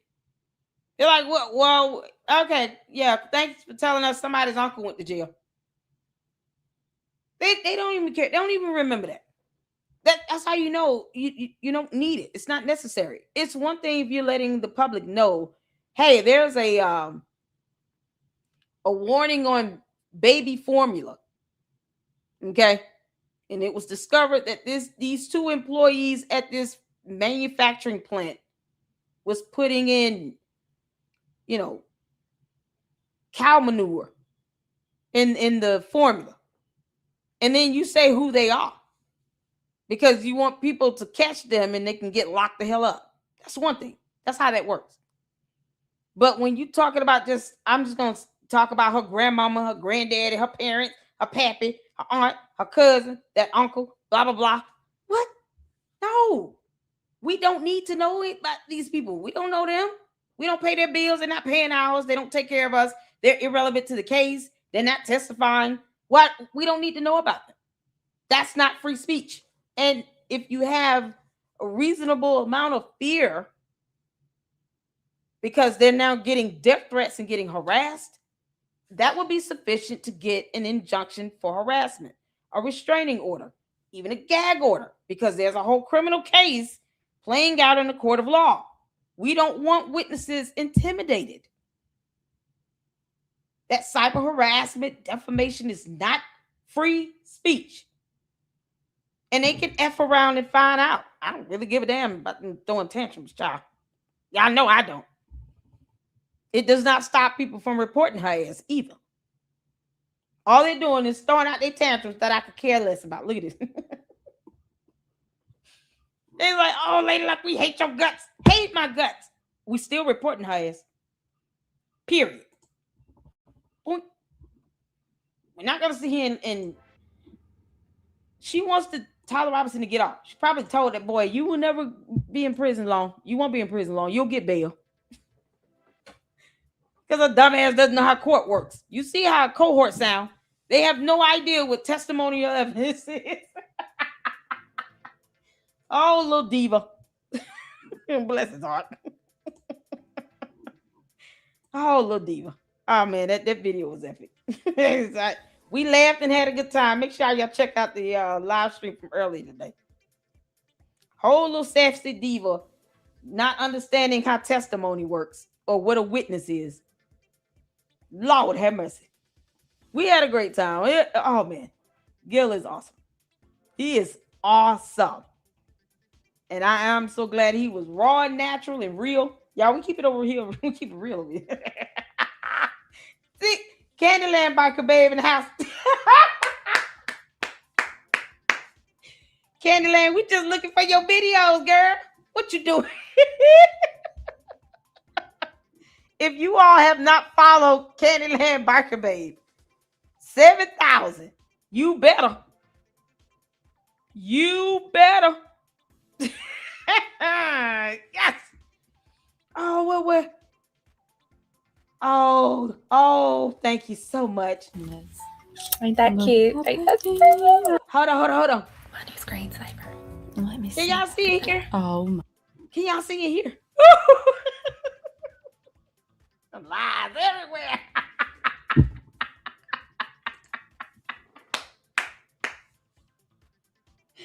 Girl, did I tell you Candyland Biker Babe 7,000 gonna become famous? I told Edie Marie, I said, oh, Candyland Biker Babe, you on to something. You on to something. Mad TV type comedy. Oh, it just brings back so many good memories. Oh my God. Y'all, these skits are something else. I love it. Candyland Biker Babe 7,000. You have no idea. I am your number one fan. Are you kidding? Your little chocolate flowers starting to smell a little yeasty. Candace walk around smelling like sourdough bread. Not even sweet like Hawaiian rolls, sourdough. She's gonna give birth to possibilities. Did you know your little chocolate flower is a pregnant? It's got to be fluid in there. Ain't no baby. Candace, where's the confirmation of the ultrasound? Because right now you faking it till you get baked and burnt. I mean, you can't make this up. You know, George said, I'm not sticking this and that. Oh, yeah, you know, we got to ruffle feathers up in here with Candyland Biker Babe. Oh, they hate my guts.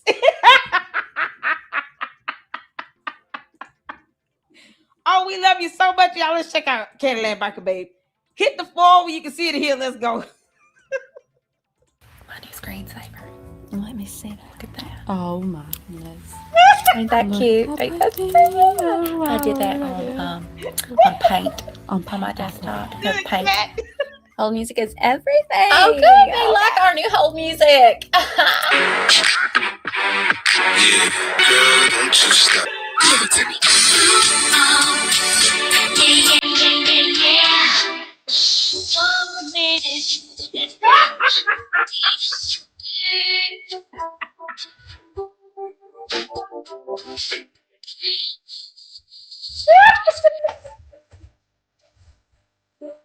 Ain't no one there. Let me show you what I'm made of.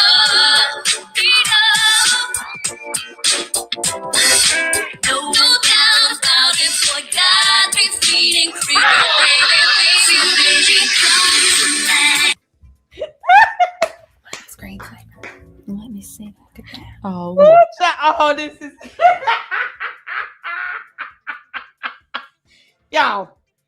Oh my God, how adorable are those cats. Candyland, you better be glad we love pretty cute little animals up in here. Y'all, these cats.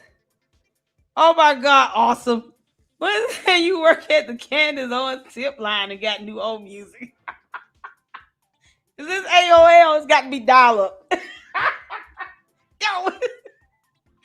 Oh my goodness gracious. Is that another one? Oh, we gotta keep this going. Oh Jesus. Y'all, when I say my stomach hurts.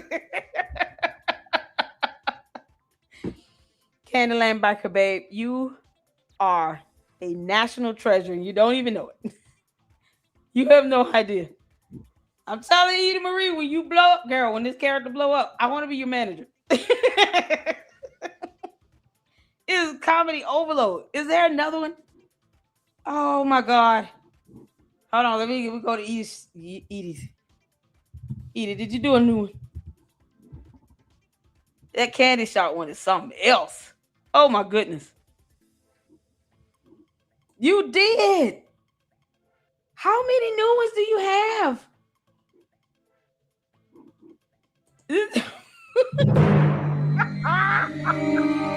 How many new ones do you have?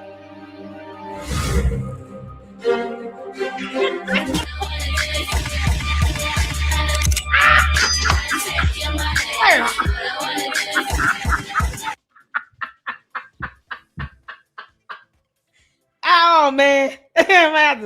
Oh God, I hope I don't have to edit that out. That big head, what? That thing bigger than you. Hold on, we know. What? No. Oh my, I love that new whole music. Oh, God. Oh you know, my you know goodness. sometimes I call him just so I can Do hear it. you? Girl, don't you stop. Keep on moving, you know you got. Come on, don't back that thing up, or should I push up on it? Okay, go ahead with your tip, please. Hey, Rhonda. I think Hey, we sound Rhonda. a little- Hey, do you I'm mind with the mess. coming Let and helping me with my you. rod? Here, it fell out again. Okay. Please, I got a lead on Yes. hold. Oh, was Right. it shook? Has it got shook now? No, it's Is about to pop. Thank Okay. you, baby. Thank you. Let's try the new titanium rods. They're a lot sturdy. Oh, All right, honey. Bye. Bye. Make sure you put some ice on that. Next time I'll send out a memo that I'll be wearing this top. Oh Stay strong. No. Oh my, I love that new whole music. Oh, God. Oh you know, my you know goodness. sometimes I call him just so I can Do you? no! The candy shop, Lord have mercy. Oh, 50 Cent would be so proud. He was like, I endorse this video. Yeah, I endorse it. Girl, I told y'all she hilarious. I told y'all. Yeah, just because we got to get this in. We're going to watch it. We're going to watch it. What you are watching here. If you all have not seen Eda Marie's videos, Candyland Biker Babe 7000, shame on you. How dare you? It's absolute hilarity. Make America laugh again. That's what we on now. Candace, we got to laugh at your dumb ass. Do you understand? It's imperative that we laugh at you. It is absolutely imperative that we all laugh at Candace Owens. Because her cult members get all extra emotional when you report her ass to the feds. Look, you can't do that. Yes, we can. Let me show you how it's done. Damn, I think all that hoopla is stopping anything. It's not stopping anything. No, we're still turning her ass over. That's it. Candace, you could just get the hell out of our country. Or leave Earth. Blex it off of Earth. Get off our planet. You dumb alien. Can't make this up. Y'all, we got to get Eda Marie in. All right, we're going to get Eda Marie in. Okay. Can we do that? Y'all hit the floor. Y'all good with that? Y'all want to hang out for a little bit? We can get in Eda Marie. Child, we are here for it. Candace, yes. It's so hard. It's so hard to even, Candace, you make it hard to want people like want to listen to you. I have to watch other content creators cover you because I cannot be alone in this. I sit back and say, there's no way I'm the only one. It's like, I can't watch her by myself. I have to watch it with the Luxters. I can't watch Candace on my own. Like, when people ask me, have you seen this? No, I didn't. Someone else covering it? Yeah. But by myself? Watching it with you all? Yeah, I can. We're going to do a separate live stream on that because it's 4 hours with the Sean Ryan thing. 2 chicken heads are clucking, beaking each other in the eyeballs, trying to figure out how corn works. Like, that's a whole live stream on its own. All right. Because if it was just her for 4 hours, there's no way in the hell I will be able to endure that. I don't know how Charlie Kirk can do it. I really don't. George don't be bothered with her. He in the closet.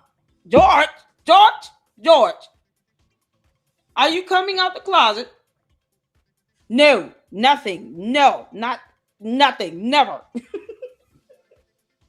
No. No. Kangaroo Court is in session, you all. Shout out to Eda Marie. Oh, let's get to it, honey. Eda Marie, Candyland Biker Babe 7000. Hit the floor where you can see it here. Let's go. Is an unbelievably emotional response that is absent of any logic. The world didn't know your name. You attempted to build your brand. Here is the extraordinary headline. Erica hates Candace Owens. She thinks she's the ugliest person in the world, a soulless ghoul. So for clarity, Ghoul. I was sickened by the ghoulish. In Middle Eastern folklore is a demonic being, a strong occult start. It's a fascinating book that's written by Candace. Charlie and I spoke a lot about his third eye, street lamps that would go off when he would run. Candace, you are a cult leader. Why do you keep denying that? Even Nature Boy admitted to being a cult leader. He's like, yeah, I guess you can consider that a cult because everybody just do what I say. And, he was a narcissist. You got cult leaders that are bold enough to say, yep, I'm a cult leader. Candace, this is all levels of stupidity for you to try to deny the obvious. You are a narcissist. You make everything about you. People just do what you say. You say jump, they say, yes, master. Aha, master. The hell wrong with you? Now you want to feel some type of way with your fake outrage. Because Erica Kirk didn't say that at all. That sounds like you saying that just to stir some bullshit up because you want her attention. All this because a grown woman wants another grown woman's attention. Candace, what's Samantha? She thinks we forgot about the video and photos of her being kissed all over the face by another woman. Candace, obviously you go both ways. It's just obvious. Or maybe you just go one way and George Farmer truly is your lavender faking gay husband. Now I'm just here to procreate. Candace is giving birth to sacks of potatoes. Can't make this up. That we could both astral project against the podcaster that she refers to as that BI. Oh, Heifer, don't act like you've never said bitch. Don't pretend like you've never called everybody else. She said that about Laura Loomer, Ben Shapiro, Andrew Kovac, probably Erica Kirk, probably Charlie Kirk. She has called people the B word excessively. And it's on post on X. Your fake ass outrage is stupid. Candace, you are a bitch. I don't understand why you just won't own it. Yeah, you know what? I am the bitch. Yep. Okay. Why are you big mad? She said something about me. No. Candace, you called these people over there at the Daily Mail, playing on the phone, talking about, yeah, I got the scoop on this. I don't want to say my name. I'm going to stay anonymous. That's all Candace. Stop calling people and playing on the phone. Trying to sit here and drum up nonsense between you and Erica Kirk. That girl is not studying you, you dumb heifer. Erica Kirk, I hope you see why you need to sue her. Then, Candace, you can really cry about something.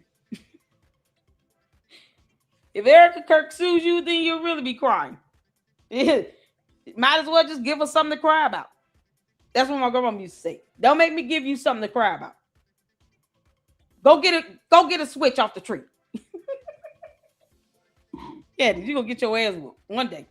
Not gonna curse here. We're sick of this shit.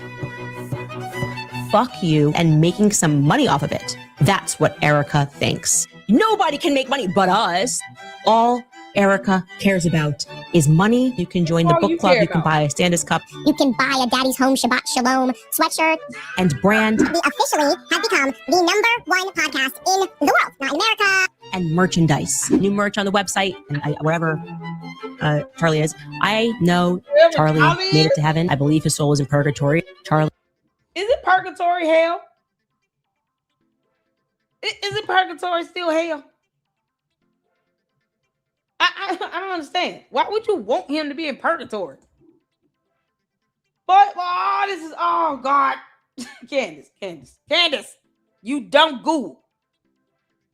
You are the weakest link.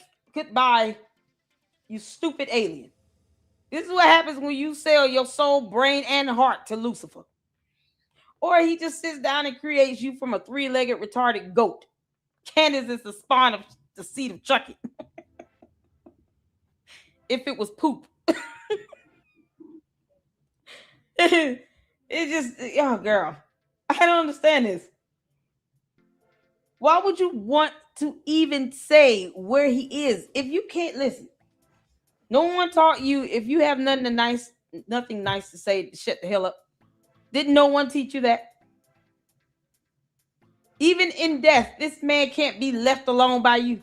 So you obsess over him, and you ain't got all that energy for Erica Kirk when he was alive. You little punk ass. She's a coward. You didn't have any of this energy for Erica Kirk when Charlie Kirk was still alive. Now he's dead. Oh, he's in purgatory, and Erica Kirk only cares about money. And I was supposed to be on the stage with Charlie Kirk and the blah blah blah. No. You can't make this up. But that purgatory is not something that Christians don't acknowledge. That's what I'm talking about. What is she talking about? It's not in the Bible. Where's that in the Bible? Jesus conquered death, hell, and the grave. See, the word hell does appear in the Bible. When he died and rose from the grave, he conquered death, hell, and the grave. But yet she's sitting here talking about Christ is king. Jesus Christ said, I ain't got nothing to do with that. I have nothing to do with your purgatory. Stop putting words in Jesus' mouth. She's sitting here talking about purgatory of all things. So you just want him in limbo? Somebody says in between place. That I don't know what's worse. That sounds like torture. Candace, that sounds like torture. You be sitting somewhere just in between. In between what? Does she even believe in heaven? Obviously, she don't believe in heaven or hell. Cha. Candace, you're an idiot. It's that simple. Leave him alone. Made it to heaven. I believe his soul is in purgatory. Didn't make heaven. Somebody make that make sense. No, you idiot. Howdy ho there, neighbors. Welcome back to my channel. My name is Edie. I hope you're all having a wonderful week, a wonderful Wednesday. What did you get into last night? Tell me everything. I took the night off to hang a group therapy with Jay Witt and friends. Ooh, green hearts for Jay Witt. We love you. Please make sure you continue to pray for him and his family, his beautiful wife. They're still going through it. The shenanigans of it all are ridiculous. Continue to pray for him, please. Tomorrow, I'll be joining Carrie Smith on her show, Deprogrammed. I'm so excited. I absolutely love her. The best time with her when Jay Witt hosted the all ladies panel a few months ago was with Celeste and Keisha. It was the best time. So I'm really, really elated that she invited me on. Tonight, Bible study, 6:30 p.m. Eastern time. I don't know what we're talking about yet, but Holy Spirit will guide us. Today, this morning, well, I guess by the time I post this, it might be evening. We're going to watch a couple of Candy clips. Of course, it was crickets for Candy yesterday and the day before with regard to Andrew Tate, of course. But she had a plethora of things to say about the Daily Mail article that came out alleging that Erica hates Candace, which, I mean, I would as well, and refers to her as that bee. As you know, Candace is a malignant narcissist and can't handle even an ounce of criticism. So anything you say, she takes as like an act of severe aggression, and she will respond lethally. So I'm excited to watch it because it's, oh, Candace. And then the second clip, she just proves that she's not a Christian. She's not a Christian. Can we stop? Listen, not everyone who says, Lord, Lord, is a Christian. In fact, scripture tells us not everyone who says, Lord, Lord, will enter heaven.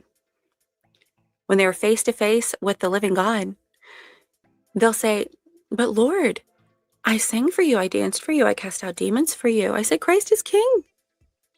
I put it on a hat. I used it as a weapon. And he's going to say, away from me, evildoer. I never knew you. I don't know you. Never did. Away from me. She's not a Christian. So don't be fooled by people who say Christ is king. But make no mistake, Christ is king. Jesus Christ, who is God incarnate, born of a virgin, walked this earth sinless, tempted as we are, but never sinned. Ever. Took a punishment on a cross, a sinner's punishment that we are all worthy of. He took it willingly. He laid down his life. Nobody took it from him. Because the wages of sin is death, and God is not a man that he should lie. So Jesus Christ, who is God incarnate, endured a long, excruciating, brutal, humiliating punishment and was nailed to a cross as a sacrifice once for all for the forgiveness of sins. And after he was killed, he was put into a tomb. And then on the third day, it was empty because he resurrected in body from the dead. And people testified to seeing him and being with him, eating with him. He ascended to the right hand of the Father where he now reigns. And he is coming back soon. And he is King, King of Kings, Lord of Lords. Jesus is Lord. There is only one God. There is only one. He's the way, the truth, and the life. Nobody gets to the Father but through him. So yes, Christ is King, but Candace doesn't know him. So let's stop saying that she's a Christian, please. It's highly offensive. Let's watch the first clip. But I have to say that I did genuinely appreciate the article, which was dropped in the Daily Mail. It arrived as a breath of fresh air because we get to see the real Erica. Here is the extraordinary headline. Erica hates Candace Owens. She thinks she's the ugliest person in the world, a soulless ghoul. Charlie Kirk's family reveal widow's private tirades against the podcaster that she refers to as that BI. Not going to curse here. So for clarity, a ghoul in Middle Eastern folklore is a demonic being that haunts burial grounds and deserted places. Traditionally, these creatures were said to have the ability to shapeshift, to lure travelers into the desert and to consume the flesh of both children and the dead. It's a strong occult start to what is sure to be a promising article. It's kind of how we felt about the people surrounding Charlie. Soul suckers a little bit, right? And for those of you that are wondering if the story is actually attributable, meaning like, is this just a gossip piece in the Daily Mail? You would do well to remember that Turning Point USA turned to the Daily Mail exclusively to clean up their Charlie GPT Aspen mess. They gave them special access to see the unedited clip that the public still has not seen so that their journalists could then turn and tell the world, you can trust the video totally exists. It's real. Candace, you are full of shit. I have no quarrels with telling you that, you dumb ghoul. You are full of it. Now you won't cuss? Didn't you say F you and the midget horse you rode in on? Didn't you tell Ben Shapiro you should be embarrassed to be alive? You talk like a 14-year-old child. Throwing a tantrum. She don't like me. She hurt my feelings. When did you call the Daily Mail playing on the phone? Making up this bull. Because this is all you, Candace. You did that to yourself. And make this up. She acts like we don't know when she's prank calling Daily Mail or lying, talking about I'm an anonymous source and I know Charlie Kirk's parents and I heard Eric Kirk. Like you doing stuff that you know damn well his parents would not say. All of a sudden they're going to come out and say something like that. They don't give a damn about what you think, Candace. Charlie Kirk's parents do not care how Candace Owens feel or what she thinks at all. They are grieving the loss of their son. Something she has 3 of, allegedly. Candace has 3 sons. And you won't leave his parents alone. And you're roping them into your dumb middle school 14-year-old mean girl bullshit. And for what? They could care less that you're roaming the earth. You're not that important to them. You're not going to be able to take over TV USA. Have several seats. Next to the one that we saw as the Tyrannosaurus Rex. What's his name? PBD podcast. That one. Eating his vampire chocolate cereal. With cabbage and coleslaw. The hell out of here. You're not that important. You're a narcissist, Candace. Only you are important to yourself. To Charlie Kirk's parents, they could care less if you're saying anything. They're like, Candace, who? Candace. Candace Owens? The black female Jim Jones? Why do we care about her? Y'all know his parents got me walking around like we don't even know who she is. Oh, she was the one that was interning with Charlie. She was just an intern. She was only working for him for 19 months. She didn't build anything. Candace, they could care less about you sitting here drumming up this bullshit. You're trying to rope his parents into this. That's what she's trying to do. Y'all can't see it. She's out of ideas with Erica Kirk. Erica Kirk not stun her ass, and if nothing else, Erica Kirk could just sue her and sleep peacefully. She's trying to now rope Charlie Kirk's parents into this. I told you she's gonna try to go for his parents. I said it when I said she's gonna try to go after Erica Kirk. I can see it coming down the pipeline. Candace is like rinse and repeat. Very obvious. And now she's trying to rope in his parents through the most remedial ways. This is remedial, Candace. This is remedial. You're sitting here talking about, the anonymous source, they're very credible. Charlie Kirk used them. You also reference Wikipedia, and then you say we shouldn't look at Wikipedia when it comes to George Farmer's date of birth. George, when is your birthday? Why do you consistently lie about that? And then you let your dumbass lavender wife lie about it. When is your birthday? Why would your cult members need to edit Wikipedia and change his date of birth? He's got 3 or 4 birthdays. It's stupid. This is what she's willing to go through to keep up some nonsense and buffoonery. Now let me rope Charlie Kirk's parents into this because, I just reading is hard for her. That's where she's going with this. It's so obvious, Candace. I told you I see through you, heifer. Yeah, I'm going to say that the parents said so that it could sound more credible, more valid. The parents said, this is what Erica Kirk says about me. Well, meanwhile, his parents are like, Gary, you can disappear right now. We wouldn't give 2 shits. We lost our son. You are not our child. We don't care. And this is despicable. It's despicable.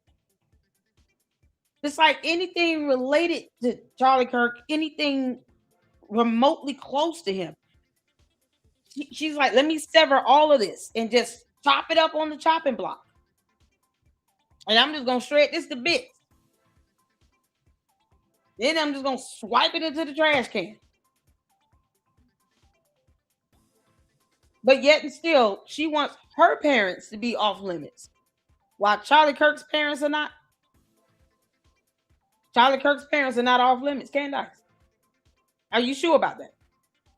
Because you did this bullshit with Daily Mail. I don't give a damn what nobody say. This is Candace out here stirring up the pot, playing on the phone, calling Daily Mail with that bullshit. This is all Candace Owens. It's for her content, for public relations. Clicks, views, likes, subs, and money. Something her cult members don't mind reminding us of over and over again, proving my point. He's doing this for clicks, subs, views, likes, and money. And for no other reason. Meanwhile, talking about Tyler Roberts, who wasn't even there. Don't you think Charlie Kirk's parents are like, this dumb? They probably said that about you 1,000 times, Candace. And now you want to sit here and talk about a family friend of Charlie Kirk said that. You're not that family friend. Girl, bye, Felicia. Parents can't even have some peace of mind. Leave them alone. Go find something to do. If you bored, Candace, go do anything else. Get your bum ass on somewhere. Go figure out the freezing port of water. That ought to keep you busy for 6 months, figuring out how snow works. Charlie really did pick Erica to run the company in the event of his untimely death. It's more than burned. It's been blown up. There's no reason for Erica to ever speak to Candace again, ever, the family member said. Candace decided to make this her identity. It's a grab for attention, building her name and her brand and making some money off of it. That's what Erica thinks. Yep, we all do. Brand? being built? No, Erica, I had a name and I had a brand before Charlie Kirk was assassinated. In fact, me and your husband built our names and our brands alongside each other and apart from each other. So funny how she said me and your husband. Candace, you're having an argument with yourself. That so-called source of the family friend. That's you, Candace. You're arguing with yourself, you big dummy. You big dummy. Boy, that Red Fox was funny in his day. You big dummy. I'm coming, Elizabeth. Shout out to Sam for the son. You can't make this up. This helper is literally arguing with herself. She's the anonymous source. What the hell? The world didn't know your name until he died. You attempted to build your brand thereafter, and you made an incalculable amount of money in the process. Do we all need a refresher on the thing? Candace, you might as well be standing in front of a mirror right now.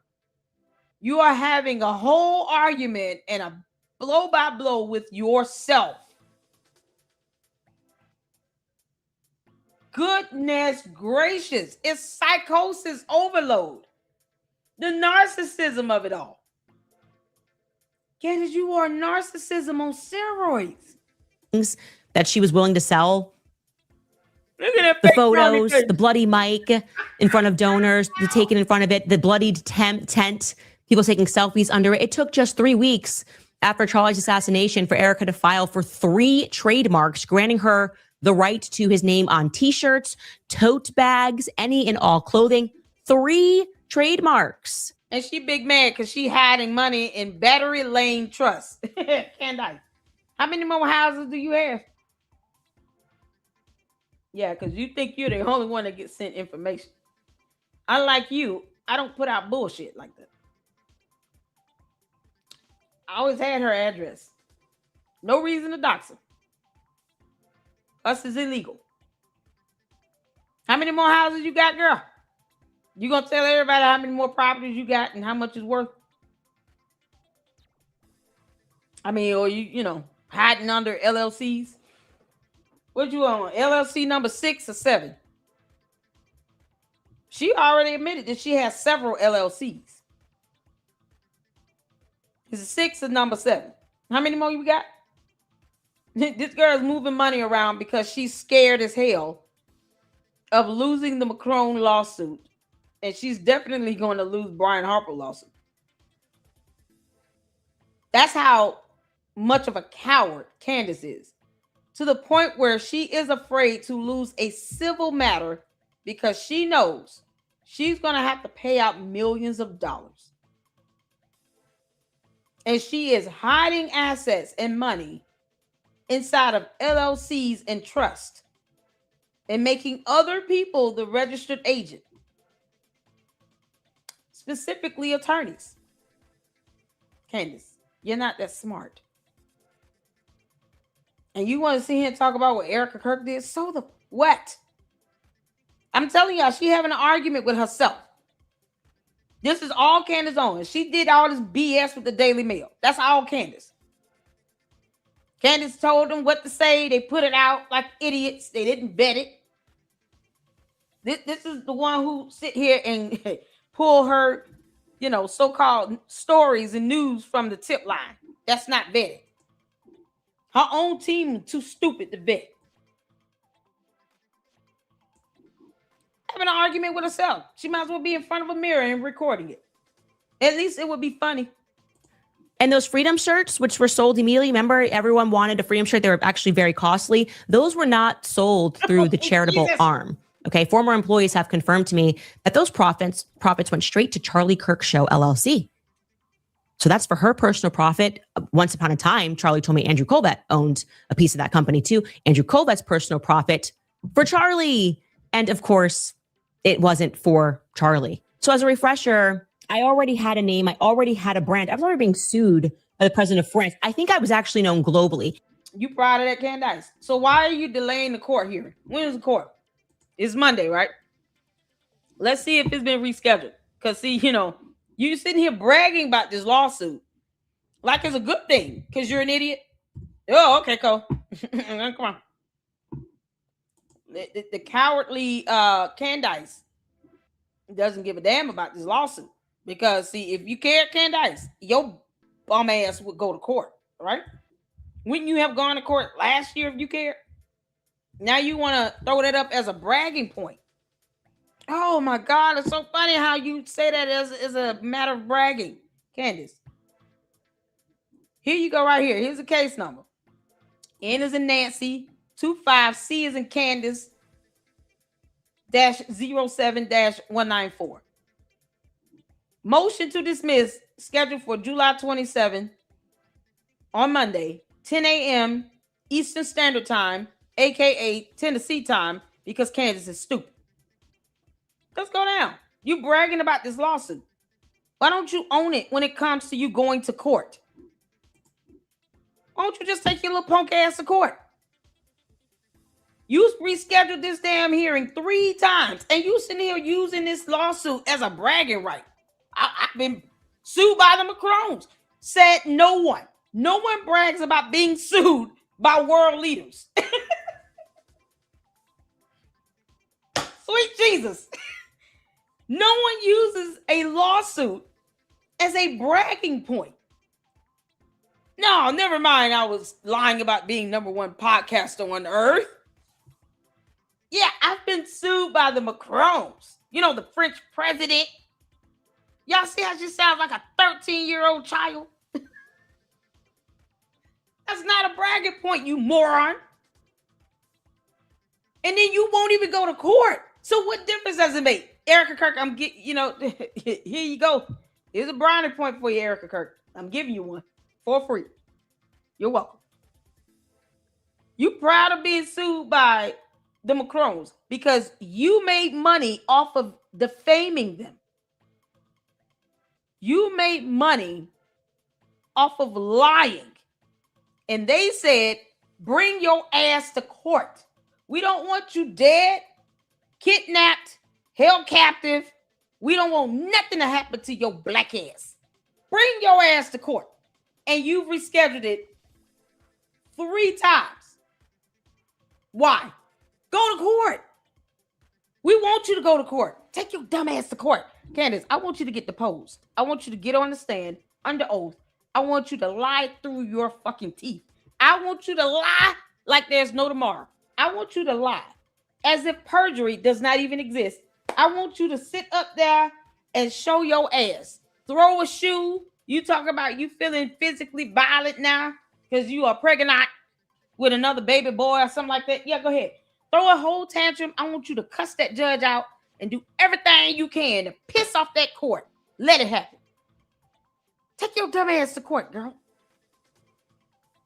I don't know anyone that will sit here and brag about being sued and then become a whole punk when it comes to you going to court, having a court date. Are you going to wait till tomorrow to try to reschedule again or what? Because only a punk-ass coward would do this. Only a punk-ass coward will sit here and avoid going to court on their own motion. You're not telling your people you're actually trying to get this dismissed.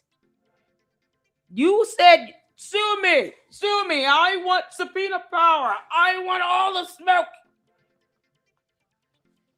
The Macrones were like, I already did. Brian Harper said, bet. And all you doing is, I motion to dismiss. No, I don't want to go to court. I'm going to Russia. No, I don't want to go to court. I'm going to France. No, I don't want to go to court. I want to go to Spain. You're going everywhere else but to court. This raggedy ass heifer is going everywhere else but to court. But yet she uses this as a brownie talking point. Let me brag about how I'm being sued like hell. So you shouldn't have a problem with paying them their damn money. You shouldn't have a problem with uncovering all your assets and your money in your LLCs and trusts. It's plural. Well, little diva, little sassy at his weird ass. Didi, can you believe this bullshit? This is something else. You can't make this up. Now I'm gonna sit here and brag about being sued by the the Macrons, whom I'm dodging in court, by the way. Now, I ain't trying to go to court, though. Now, I'm just going to be badass and huff and puff on my channel. But when it comes down to me going to court, F that.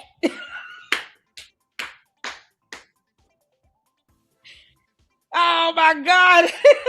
Candace, you can't even keep an attorney. 2 of your attorneys said, I'm out. And here's our invoice for the billable hours to file this notice of withdrawal. We out. Deuces.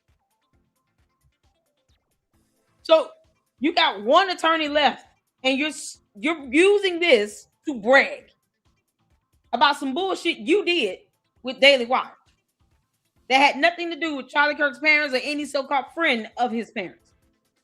That's all Candace with her dumb ass. And you arguing with yourself. And somehow she gets offended when we call her stupid. Go figure. So these times you rescheduled this hearing, Candace, you didn't do this? Because, I mean, your attorneys would have went to court if you wanted them to. They couldn't even file, documents properly. So you didn't reschedule this stuff 3 times, Candace. So you mean to tell me you actually want to go to court? Are you going to go to court? Oh, man. Macron's legal team is stacked. Oh, it's stacked. To be heard on April 25th. Because, she's so proud of being sued by the Macrons. Yeah. The April 25th hearing, then rescheduled to June 22nd.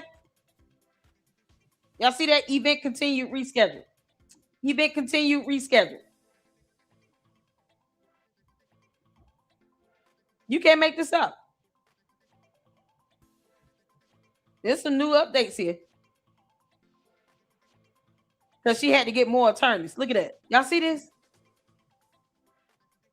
July 22nd. This was done yesterday. Docketed today. Notice of motion and order for admission pro hoc vice of Noah R. Balk as counsel for defendants. So you going to court Monday, Candace, or what? Then y'all see here certification docketed today. Certification in support of admission pro hoc vice of Noah Balk, Esquire. And then there is motion for pro hoc vice proposed order. So you only got 1 other attorney. She got 1 other attorney at the midnight hour. What's the chances that this gets rescheduled again? Because now, well, Your Honor, this new attorney has to come on and get familiar with the case and the blah, blah, blah. Even though Catherine Mowry, who filed the motion, can argue the motion in court. Now, what's the chances of her having this rescheduled again? Because now she's got a new attorney. It's always some bullshit with her. Candace is using this case as a bragging talking point. And she waits to the midnight hour for things to happen to avoid going to court. Now, what's the chances this gets rescheduled tomorrow? Because I wouldn't be shocked if it were. Because you got a new attorney that just came on, and this notice in motion was docketed today. And she proud of this dumb shit. She said, who you talking to? I'm being sued by the Macrons, whose court cases I'm dodging. This is no different than Miss No Dodging Service. 3 reschedules and a whole new attorney because she lost 2. Boy, Noah Bach might not be there for too long. Candace, is he Jewish? Because you go after Jewish people and then you hire Jewish attorneys. Is he Jewish as well or what? Catherine Mowry is just like, I'm hanging in here because I'm just getting this money. That's not a bragging right, you dumb moron. This alien. Candace, you gonna tell Noah that you running off your attorneys or what? At least tell Noah up front that you are, brain rot and anti-Semite. Oh my God, y'all. I hope not. I want her to go to trial. I want Candace to be deposed and then cross-examined under oath. You all have no idea what that would do. Oh, sweet Jesus. If she were deposed and put under oath, she can't help but to lie. Attorneys would be like, oh God, please don't say anything. Oh, shut up. Catherine Meyer would be sitting there biting her nails. Shut up, Candace. Shut up. Don't answer that. Your Honor, objection. I object to all his. Look, can we just avoid this part? Like, what is your reason for objection, counselor? My client is about to tell on herself. Your Honor, I know she's lying. I get it. Okay, please don't punish me. Candace is going to get all her attorneys sanctioned and admonished. The audacity you ought to come in here lying like hell on her behalf. We're not in law school, counselor. They gonna get her ass. Candace, go in there and tell all the lies. I want you to repeat every lie you said under oath. We're gonna check this docket again tomorrow. Because I kind of figured she would get one more attorney. I really wish the other two had not quit right before hearing. But whatever. But I can see her milking this again, trying to get an extension, because I just got a new attorney, Your Honor. He needs to read everything. Candace not even trying to go to court. The hell she talking about? Candace, you're an idiot. 3 reschedules, a new attorney, 2 lost attorneys, and somehow you're bragging about that. God. Let's get back to eating. Oh, good Lord. What did I sell when Charlie died? How many trademarks did I file? Trademarks are irrelevant. You sold all that dumbass merch. Where's Brandon Tatum at? Where's Brandon Tatum at? Oh, Monica, it would be awesome.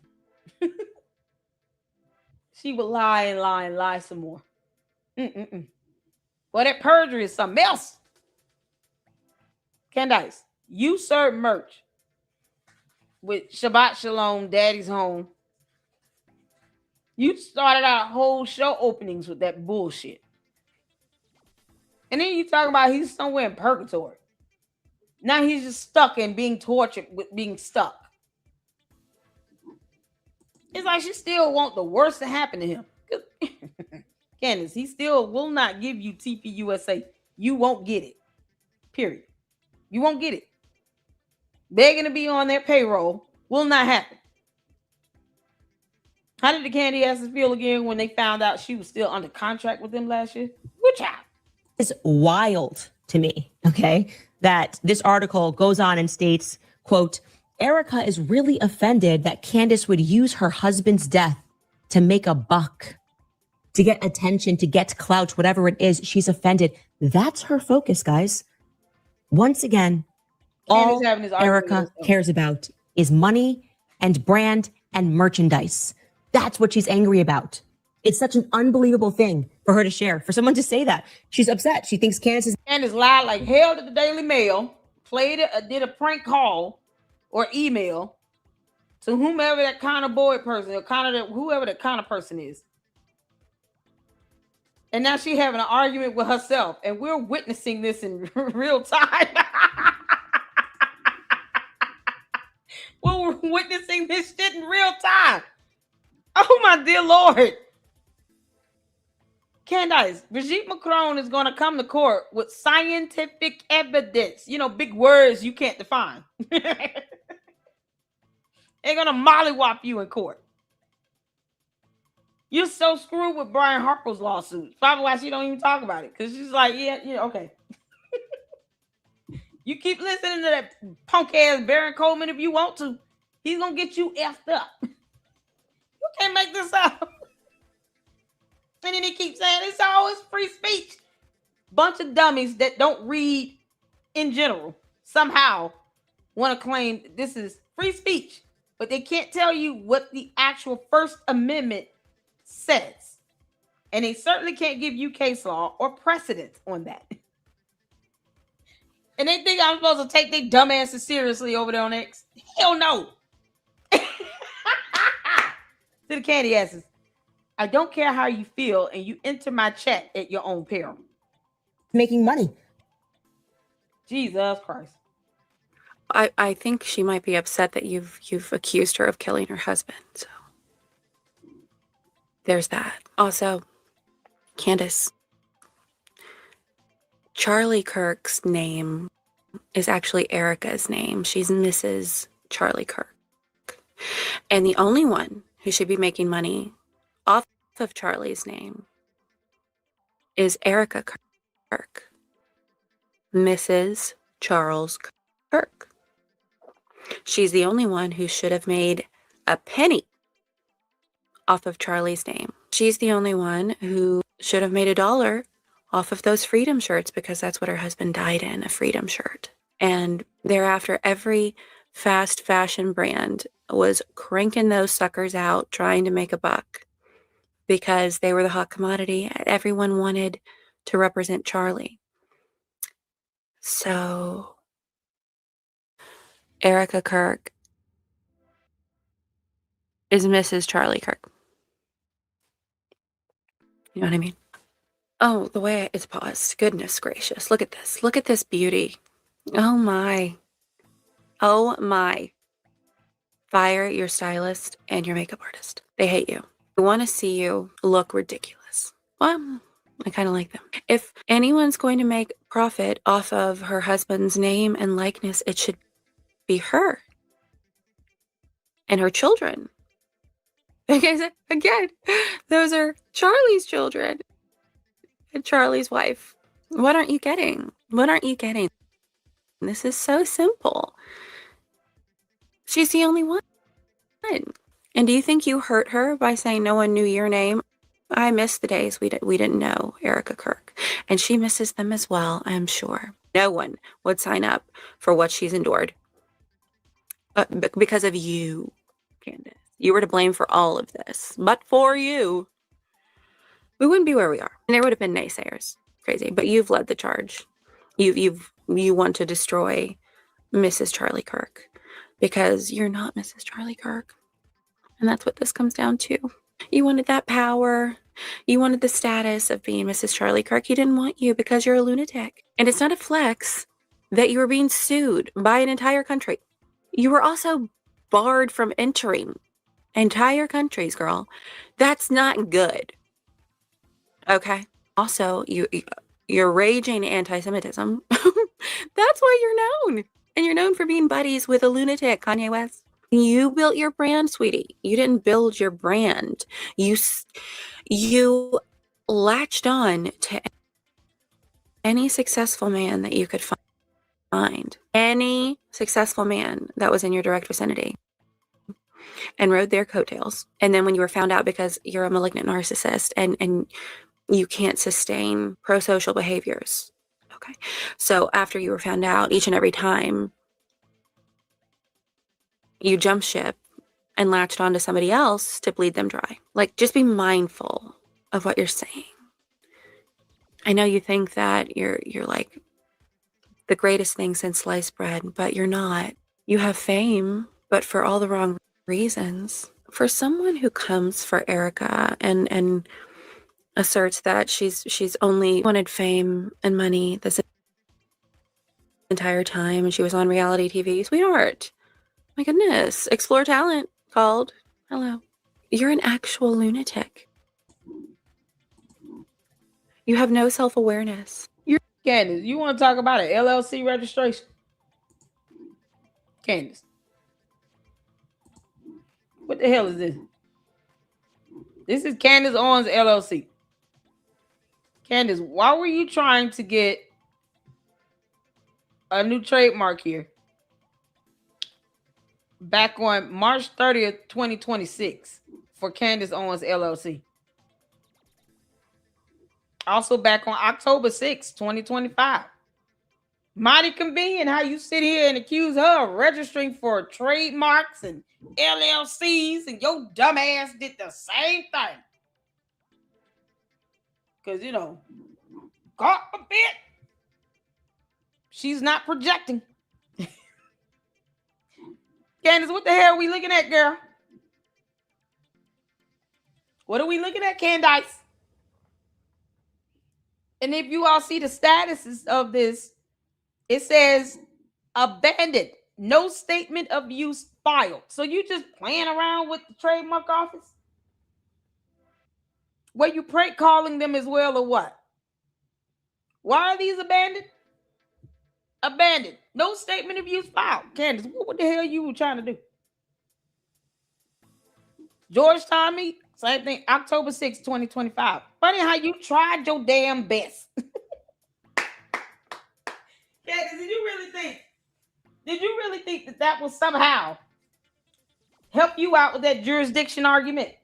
If I just register these in Tennessee, then they can't have jurisdiction in Delaware.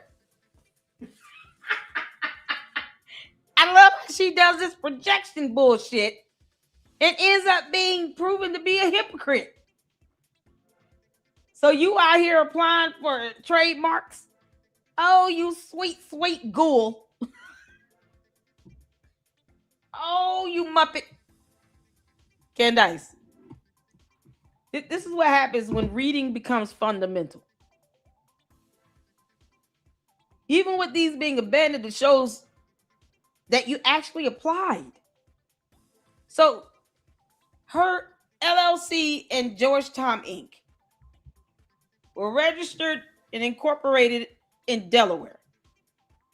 Tax breaks, cheaper, fees, whatever, for whatever reason. And for Candace, it has to be a financial reason. It's got to be a financial benefit. But then when she gets sued, that lawsuit she was bragging about with the Macrons? Yeah. So when she gets sued, her attorney said, well, Your Honor, we don't think this lawsuit should be in this state, in this court. We don't think you have jurisdiction. And then Macron's attorneys was like, the hell y'all mean? We got whole laws up here. We have standing to sue her in this state because of her LLC in Georgetown Inc. That's where all that money she made from lying on my client like she crazy. Yeah, it's flowing through that LLC and that incorporation. So I guess she figured if I just changed the trademark,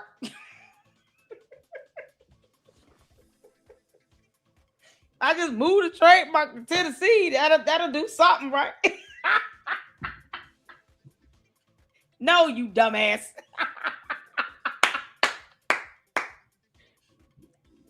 How does this make sense? She's out here projecting. Candace, I told you, you dumb heifer. I see through you. You out here prank calling the Daily Mail, playing this role of a anonymous source, friend of Charlie Kirk's parents. Bullshit. That's all Candace. And then you want to talk about registering and applying for trademarks. You did the same thing. You tried again this year. March 30th, 2026. One day before my birthday. You dumb heifer. October 6th, 2025. Charlie Kirk was assassinated on September 10th. So you said 3 weeks after Charlie Kirk was assassinated, Erica Kirk handled business. While you did the same, look at this. October 6th would be almost 30 days from the date that Charlie Kirk was assassinated. September 10th to October 10th, 30 days. Is my math correct on that? 4 days before the 1 month anniversary of his death. Y'all see the status date? I can't make this up. October 6th, 2025. October 6th, 2025. She tried to do this for Georgetown and Candace Owens LLC. Thinking, well, hell, if this trademarks, why not just bring it to Tennessee then? That's not how the hell that works, you dumbass girl. So once again, Candace does not know how jurisdiction is established in accordance with laws, because laws are laws. And somehow she thinks, let me just project all this BS on Erica Kirk because that she did it. But yet she doesn't tell you that Candace tried to do the same thing within the same time frame. Go figure. 4 days before the 1 month anniversary of his death. And somehow it's abandoned. No statement of use filed. You couldn't even get a statement of use filed for your trademarks. Y'all see here? Trademark records. Candace, you are still stupid.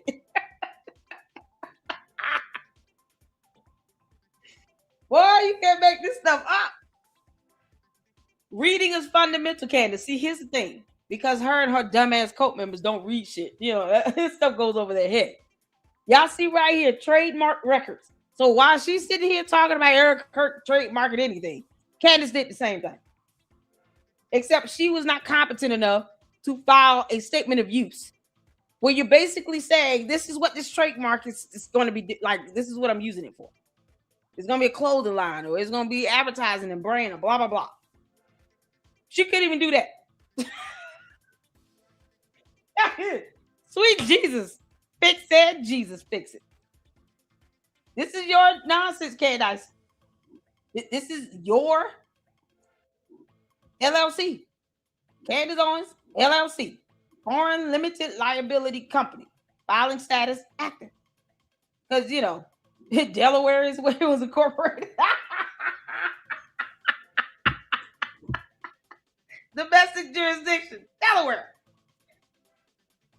See, you tried to pull that bullshit stunt. But why are you bragging about the McCrow lawsuit? If you know you don't want to go to court, you don't want to go through this, why not just offer them a settlement?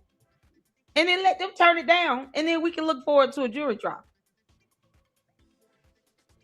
This is so crazy. She's got 2 lawsuits happening simultaneously, and she's bragging about it, but dodging court. Lying about her trademarks being registered almost 3.5 weeks after Charlie Kirk's assassination. Why? You keep telling on yourself, you dumbass girl. Like a 13-year-old. I'm trying to tell y'all, she's like a mean girl from high school, not from middle school. Elementary school. It's sad that you compare her to any child, because I think most kids are smarter than Candace. This moron, just every time you say something, Candace, people are going to check to see if you're projecting that from yourself. Like, this is all projection. Of course, Candace did this. She having a whole argument by herself. What the hell? Candace, this is your trademarks records. And you're still stuck on stupid. Boy, I tell you the truth. We clock it over here. Child, we clock it over here. We don't play that. If you're going to sit here and come at Eric Kirk with something, at least don't let it be the same shit falls in your lap. How you guilty of something you accusing her of? You keep telling on yourself. Keep on, heifer. We just here to catch them all. We catch them all with Pokemon. Oh, back to eating. Lord have. You're psychotic. You think that everything you've done is right, and every single thing you've done is wrong. Oh my. How much money have you made? This is your identity now. Your identity. People know you for attacking a widow and ruining a man. That's what you're known for. Your minions might think that you're a truth seeker and a truth speaker, but you're not. You may have 6 million or whatever. Hey, so that's a good question, Jim. Jim says, at LLC, in the other case, Mitch Snow says he has photographs. Can they be called into evidence? They have to be authenticated. Because if these are photos where he is saying, this is Brian Harper, this is Erica Kirk, he doesn't have them. Oh, he did say he gave them to Candace. But let's say whoever has the photos whether or not they can be admitted would be depending on whether or not they can be validated and authenticated. So if it turns out these are just photos of like Mitch Snow outside somewhere, just taking pictures of random people, and they can't trace back like the information. When you take a photo now, it comes with a date, time stamp, coordinates, stuff like that, right? But if they're just looking at a bunch of photos and they don't feel that they're relevant to the case, they won't.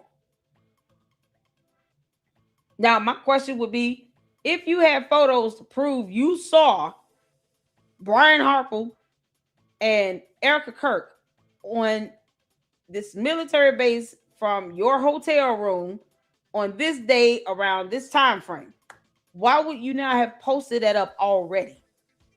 Because see, here's the thing. They're being sued for defamation. So if they had the evidence, why not just post it? That's my whole thing. And he on September 9th, yeah. So whatever photos he took, videos he claims he take, and he gave to Candace, he claimed he gave everything to Candace. So I think he was trying to kind of remove that liability from him by saying, listen, I don't even have any evidence on this. All the evidence that I allegedly took in my alternate reality. Oh boy. I gave it all to Candace, and somehow she did not even release it. But she posted up a heavily redacted VI, it was a veteran card. I don't even recall if she posted his DD-214. I think Gary did. And then it was a photo that he took out in the sun. It was just like one road and some just nothing, but it's like he was in the desert. So the photos, the videos would have to be relevant to the case, and they have to be actually, raw video footage or raw photographs that actually show the petitioners. And in this matter being Brian Harper. Because otherwise, if he just took photos from his hotel on September 9th of random people walking, that means nothing. If we're not able to decipher and be able to visually see this being Brian Harper, I'm sure the opposing party will object because they have the opportunity to object to that being admitted. So, as we spoke about with admissibility of evidence, it needs to be credible and it needs to be authentic and valid. If you vet it, it needs to be material to the case. Just random stuff, that's not gonna fly. And he talking about, I don't own that stuff. I gave it all to Candace, and Candace owns it. And Candace has not put it up. I would think you should want to just do that so that way it's like, look, that lawsuit's not warranted. I got evidence. Like Candace is so stupid. So I'm sure they would object if she tries to do that. If it's not relevant, they're gonna object to it. But she knows she knows she does not have a case with Brian Harper. Her bragging rights is, oh, I'm being sued up by the Macron. Oh, you saying the same people you're dodging that you falsely accused of trying to murk you. They don't know. They want you alive, healthy, and well, and to go to court. We all do. We want you in court, Candace, on Monday. Smash that like button. If you missed it, smash it. That's a good question, though. I mean, it just goes back to admissibility. I think that Brian Harper's attorneys would object to that because it wouldn't show. It's not showing our client in here. We don't know who these people are. It might be like random people walking around and he's just like, oh, I got photos. Like, nah. They're gonna object to that real quick. Subscribers, but how many people are in existence? So that's actually just a little blip on the radar. Okay. She really is just proud of the way she turned out. You're a sickly, sadistic serpent, a perverse, rebellious woman with no honor. You are a ghoul. Yep. You are soulless. You're like Satan. You prowl around like a lion. Yep. Looking for people to devour. You lie in wait to shed innocent blood. You bear false witness. You speak blasphemy against God Almighty. You're a heretic. You promote a different false gospel. You lead people astray. You cause people to stumble. Know that Scripture says it's better to have a large millstone hung around your neck and for you to be thrown into the depths of the sea than to cause someone to stumble. And that's all you do every day. It's your mission to get people to join you on the broad path that leads to destruction. Repent before it's too late. While you have breath in your lungs, while you are able to repent, please do. Because if you die in your sin, you will be met with an eternity that you cannot comprehend. Hell is a real place. It's not a concept. It's not a sauna, and it's not a party. Yep. It's a place created by the living God for the devil and his angels. And there's no beginning, middle, or end. It's sheer and utter darkness. The fire is not quenched. There's weeping and gnashing of teeth. The worms never die. It's awful. And it's eternal. So, repent. If Erica did say these things, she had every right to say them because you've behaved like a wild banshee for a year. Just running your mouth. Blah, blah, blah, blah. If she said these things, it's understandable. Totally.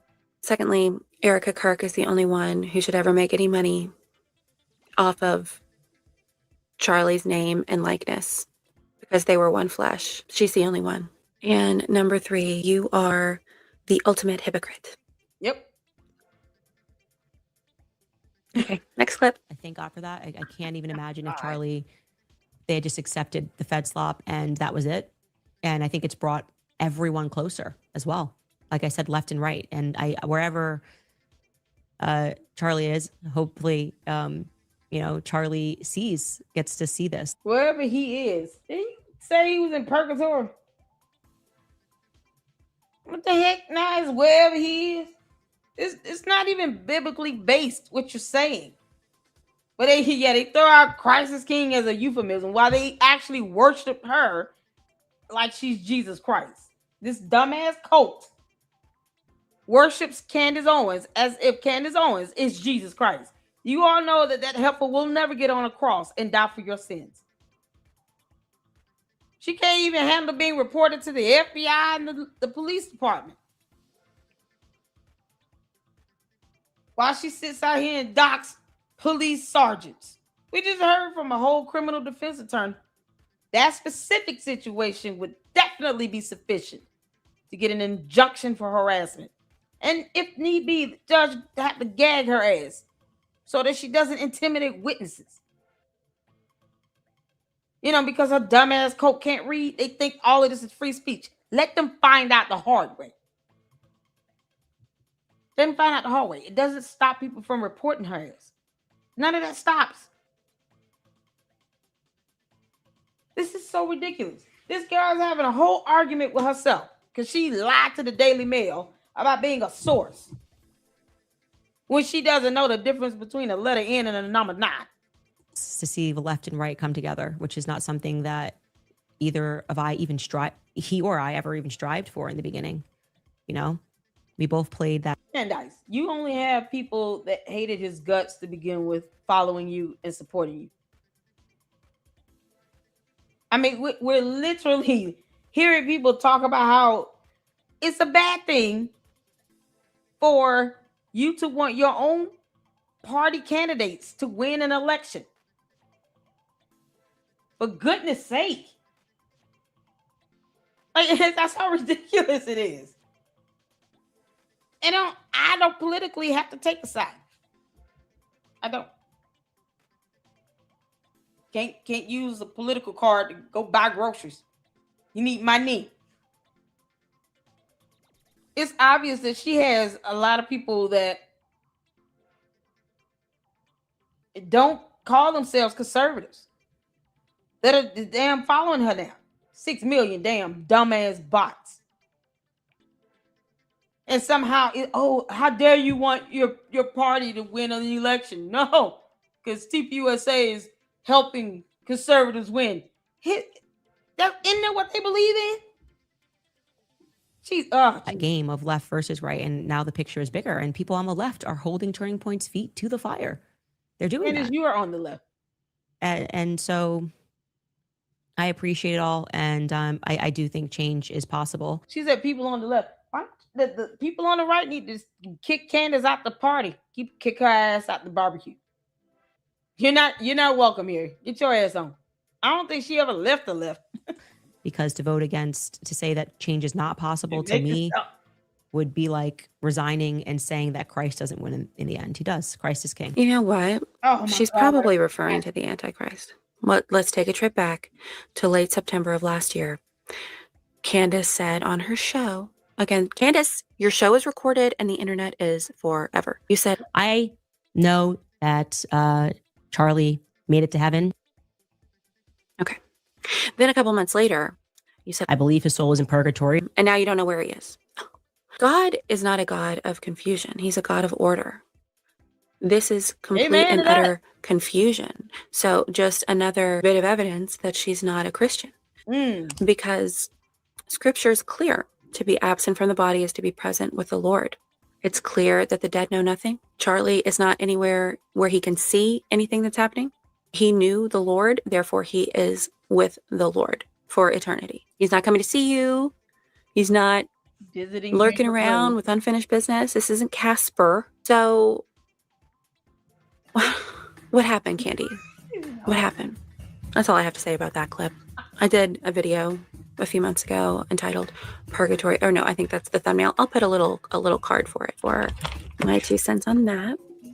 Okay. Molecules. I'm going to go hop to it now and throw myself into work. And I will see you later on at Bible study. Bye. Well done, Edie. Well done. Well done. Oh my God. Candace. All you chose is like on it. This is the last one, y'all. I can't believe this. And I am going to prove Candace. Every hold on, let me read the post. Already said Candace Owens claimed Erica Kirk did cocaine. I just proved she lied. Video right here. Oh my God. Cocaine? Oh, that's so defamation. Candace. This is coming from the moron that does not believe that human beings landed on the moon. When she could just skyrocket her ass up there, go find out. Like flat earthers, I don't argue with the morons. You want to know if the earth is flat?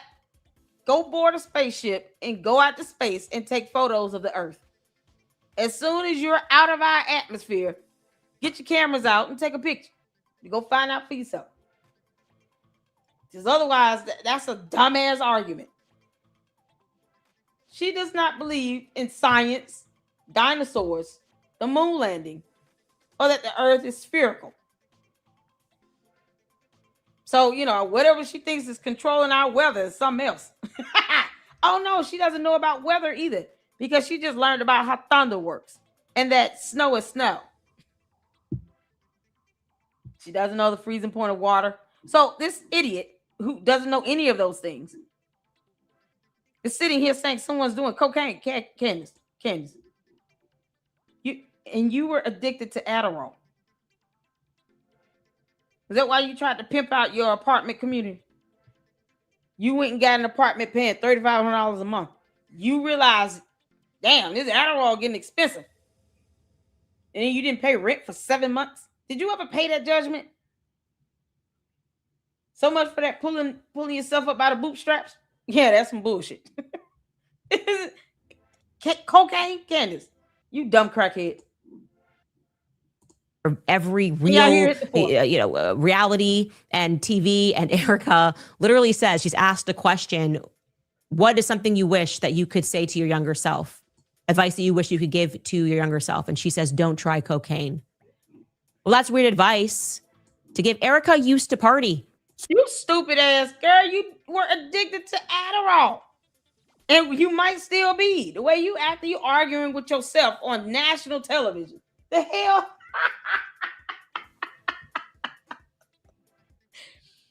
How many times did people say, don't do drugs, kids? Isn't that was like Mr. T's slogan. Y'all remember Mr. T? Mr. T was like the spokesperson in my neck of the woods where I grew up. You saw him on television. Don't do drugs, kids. Mr. T. Boom. And they had these old 80s infomercials where they dancing. Don't do drugs. Don't do drugs. Like Mr. T was not for play. And he was muscular. And he looked like he could whoop your ass. So you were like immediately scared as hell. Anytime Mr. T would come on TV, don't do drugs. And he pointing and he got that. Man, come on. You can't make this up. And they got him to be the spokesperson. He come out, he got these heavy gold chains and these big ass muscles on top of muscles. And he's standing there with his hand on his hip and he pointing at you. You're like, me? I won't do drugs, Mr. T. I'm not doing no drugs. And I'm a little girl, so I was just traumatized.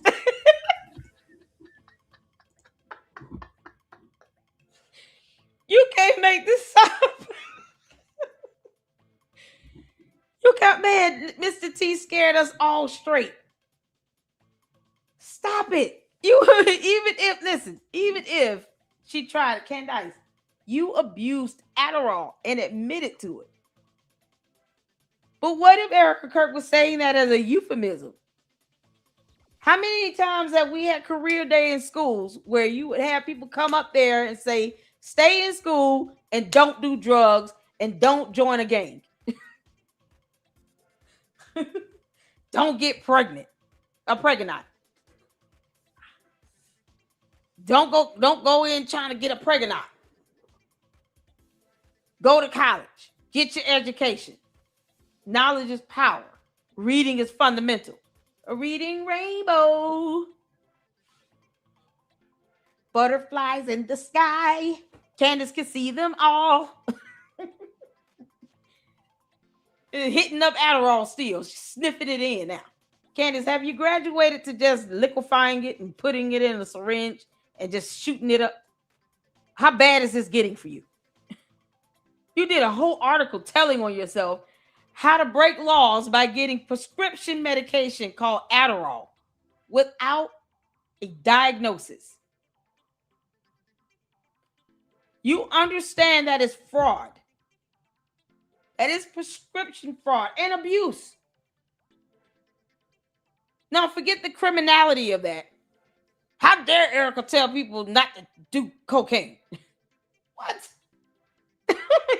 God, I forgot. Maybe George Farmer's still doing it and you just trying to make an excuse for it. So, believe it or not, this is just a flat-out lie, and I am going to prove Candace Owens wrong 100%. To say, in a world of no new friends, I actually made a new friend today that I probably would not have made without the no mask situation and our little mini bonding moment.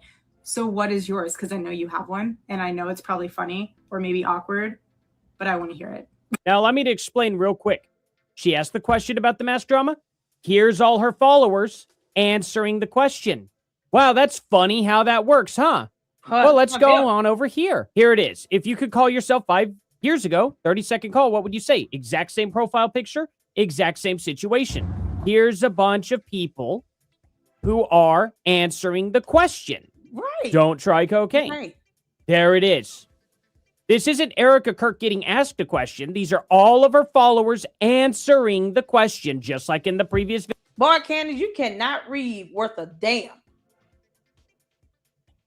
I'm shocked she's able to keep up with the teleprompter with her pre-scripted, pre-recorded dumbass show.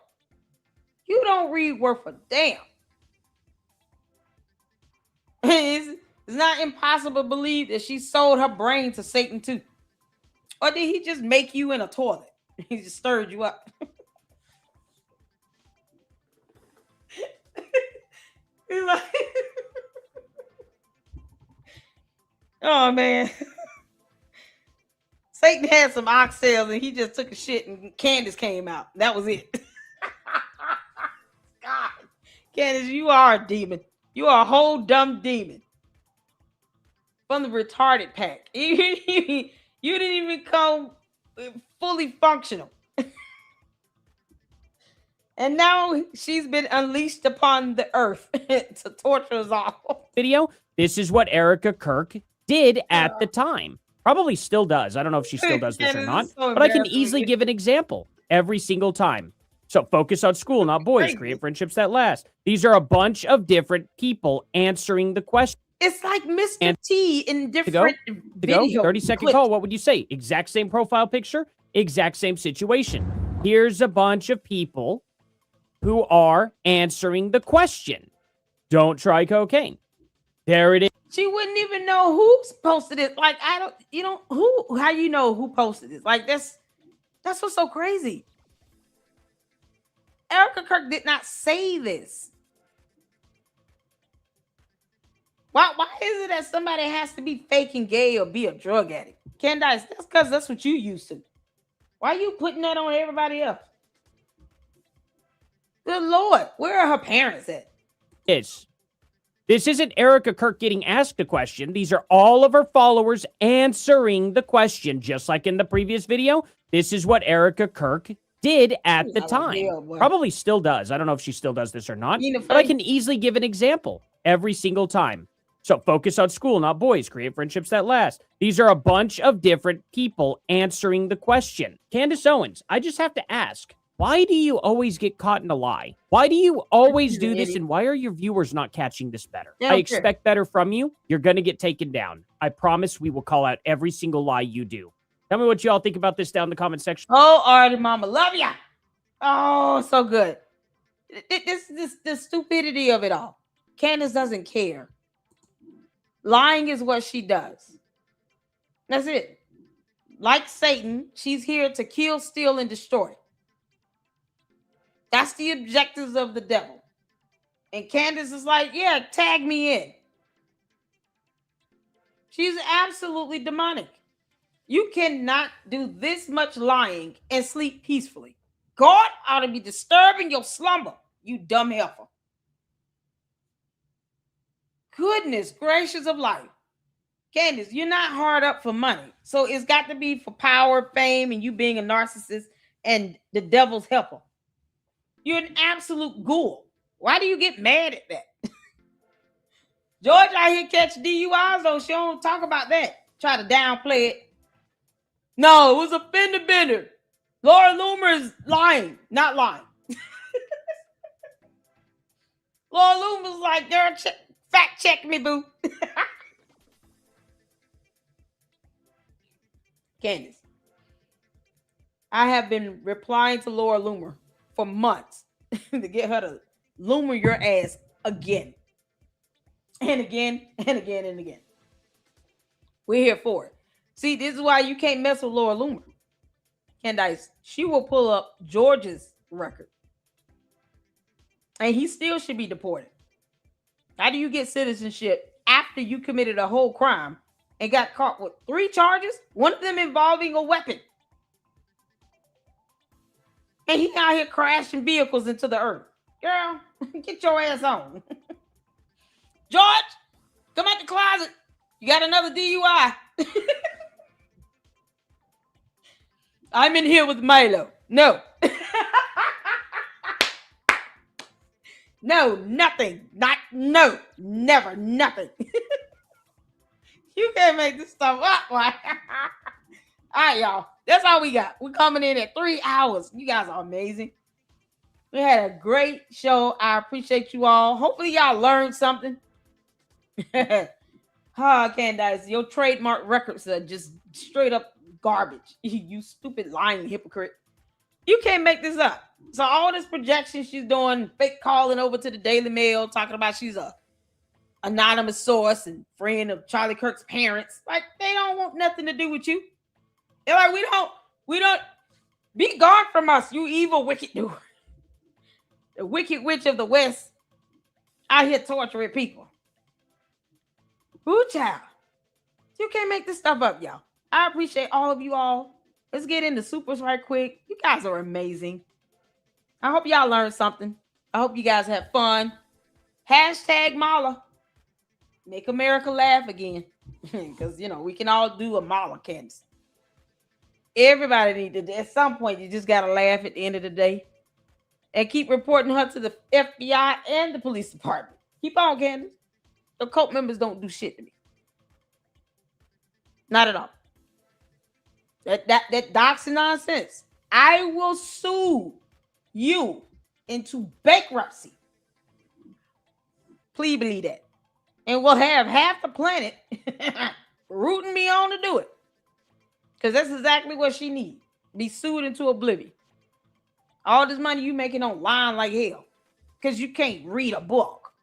The audacity. The CIA need to be suing her too for that logo. So I appreciate you all. Thank y'all so much. They're cult members. No reason to be afraid of them or fear them. People are speaking out even more bold, consistent, and keeping their foot on Candace's neck. And as long as she's lying like hell and putting people in danger to get death threats, to get harassed, report the hell out of her. And her cult members can go to jail or get sued with her. We don't give a damn. We don't give a damn.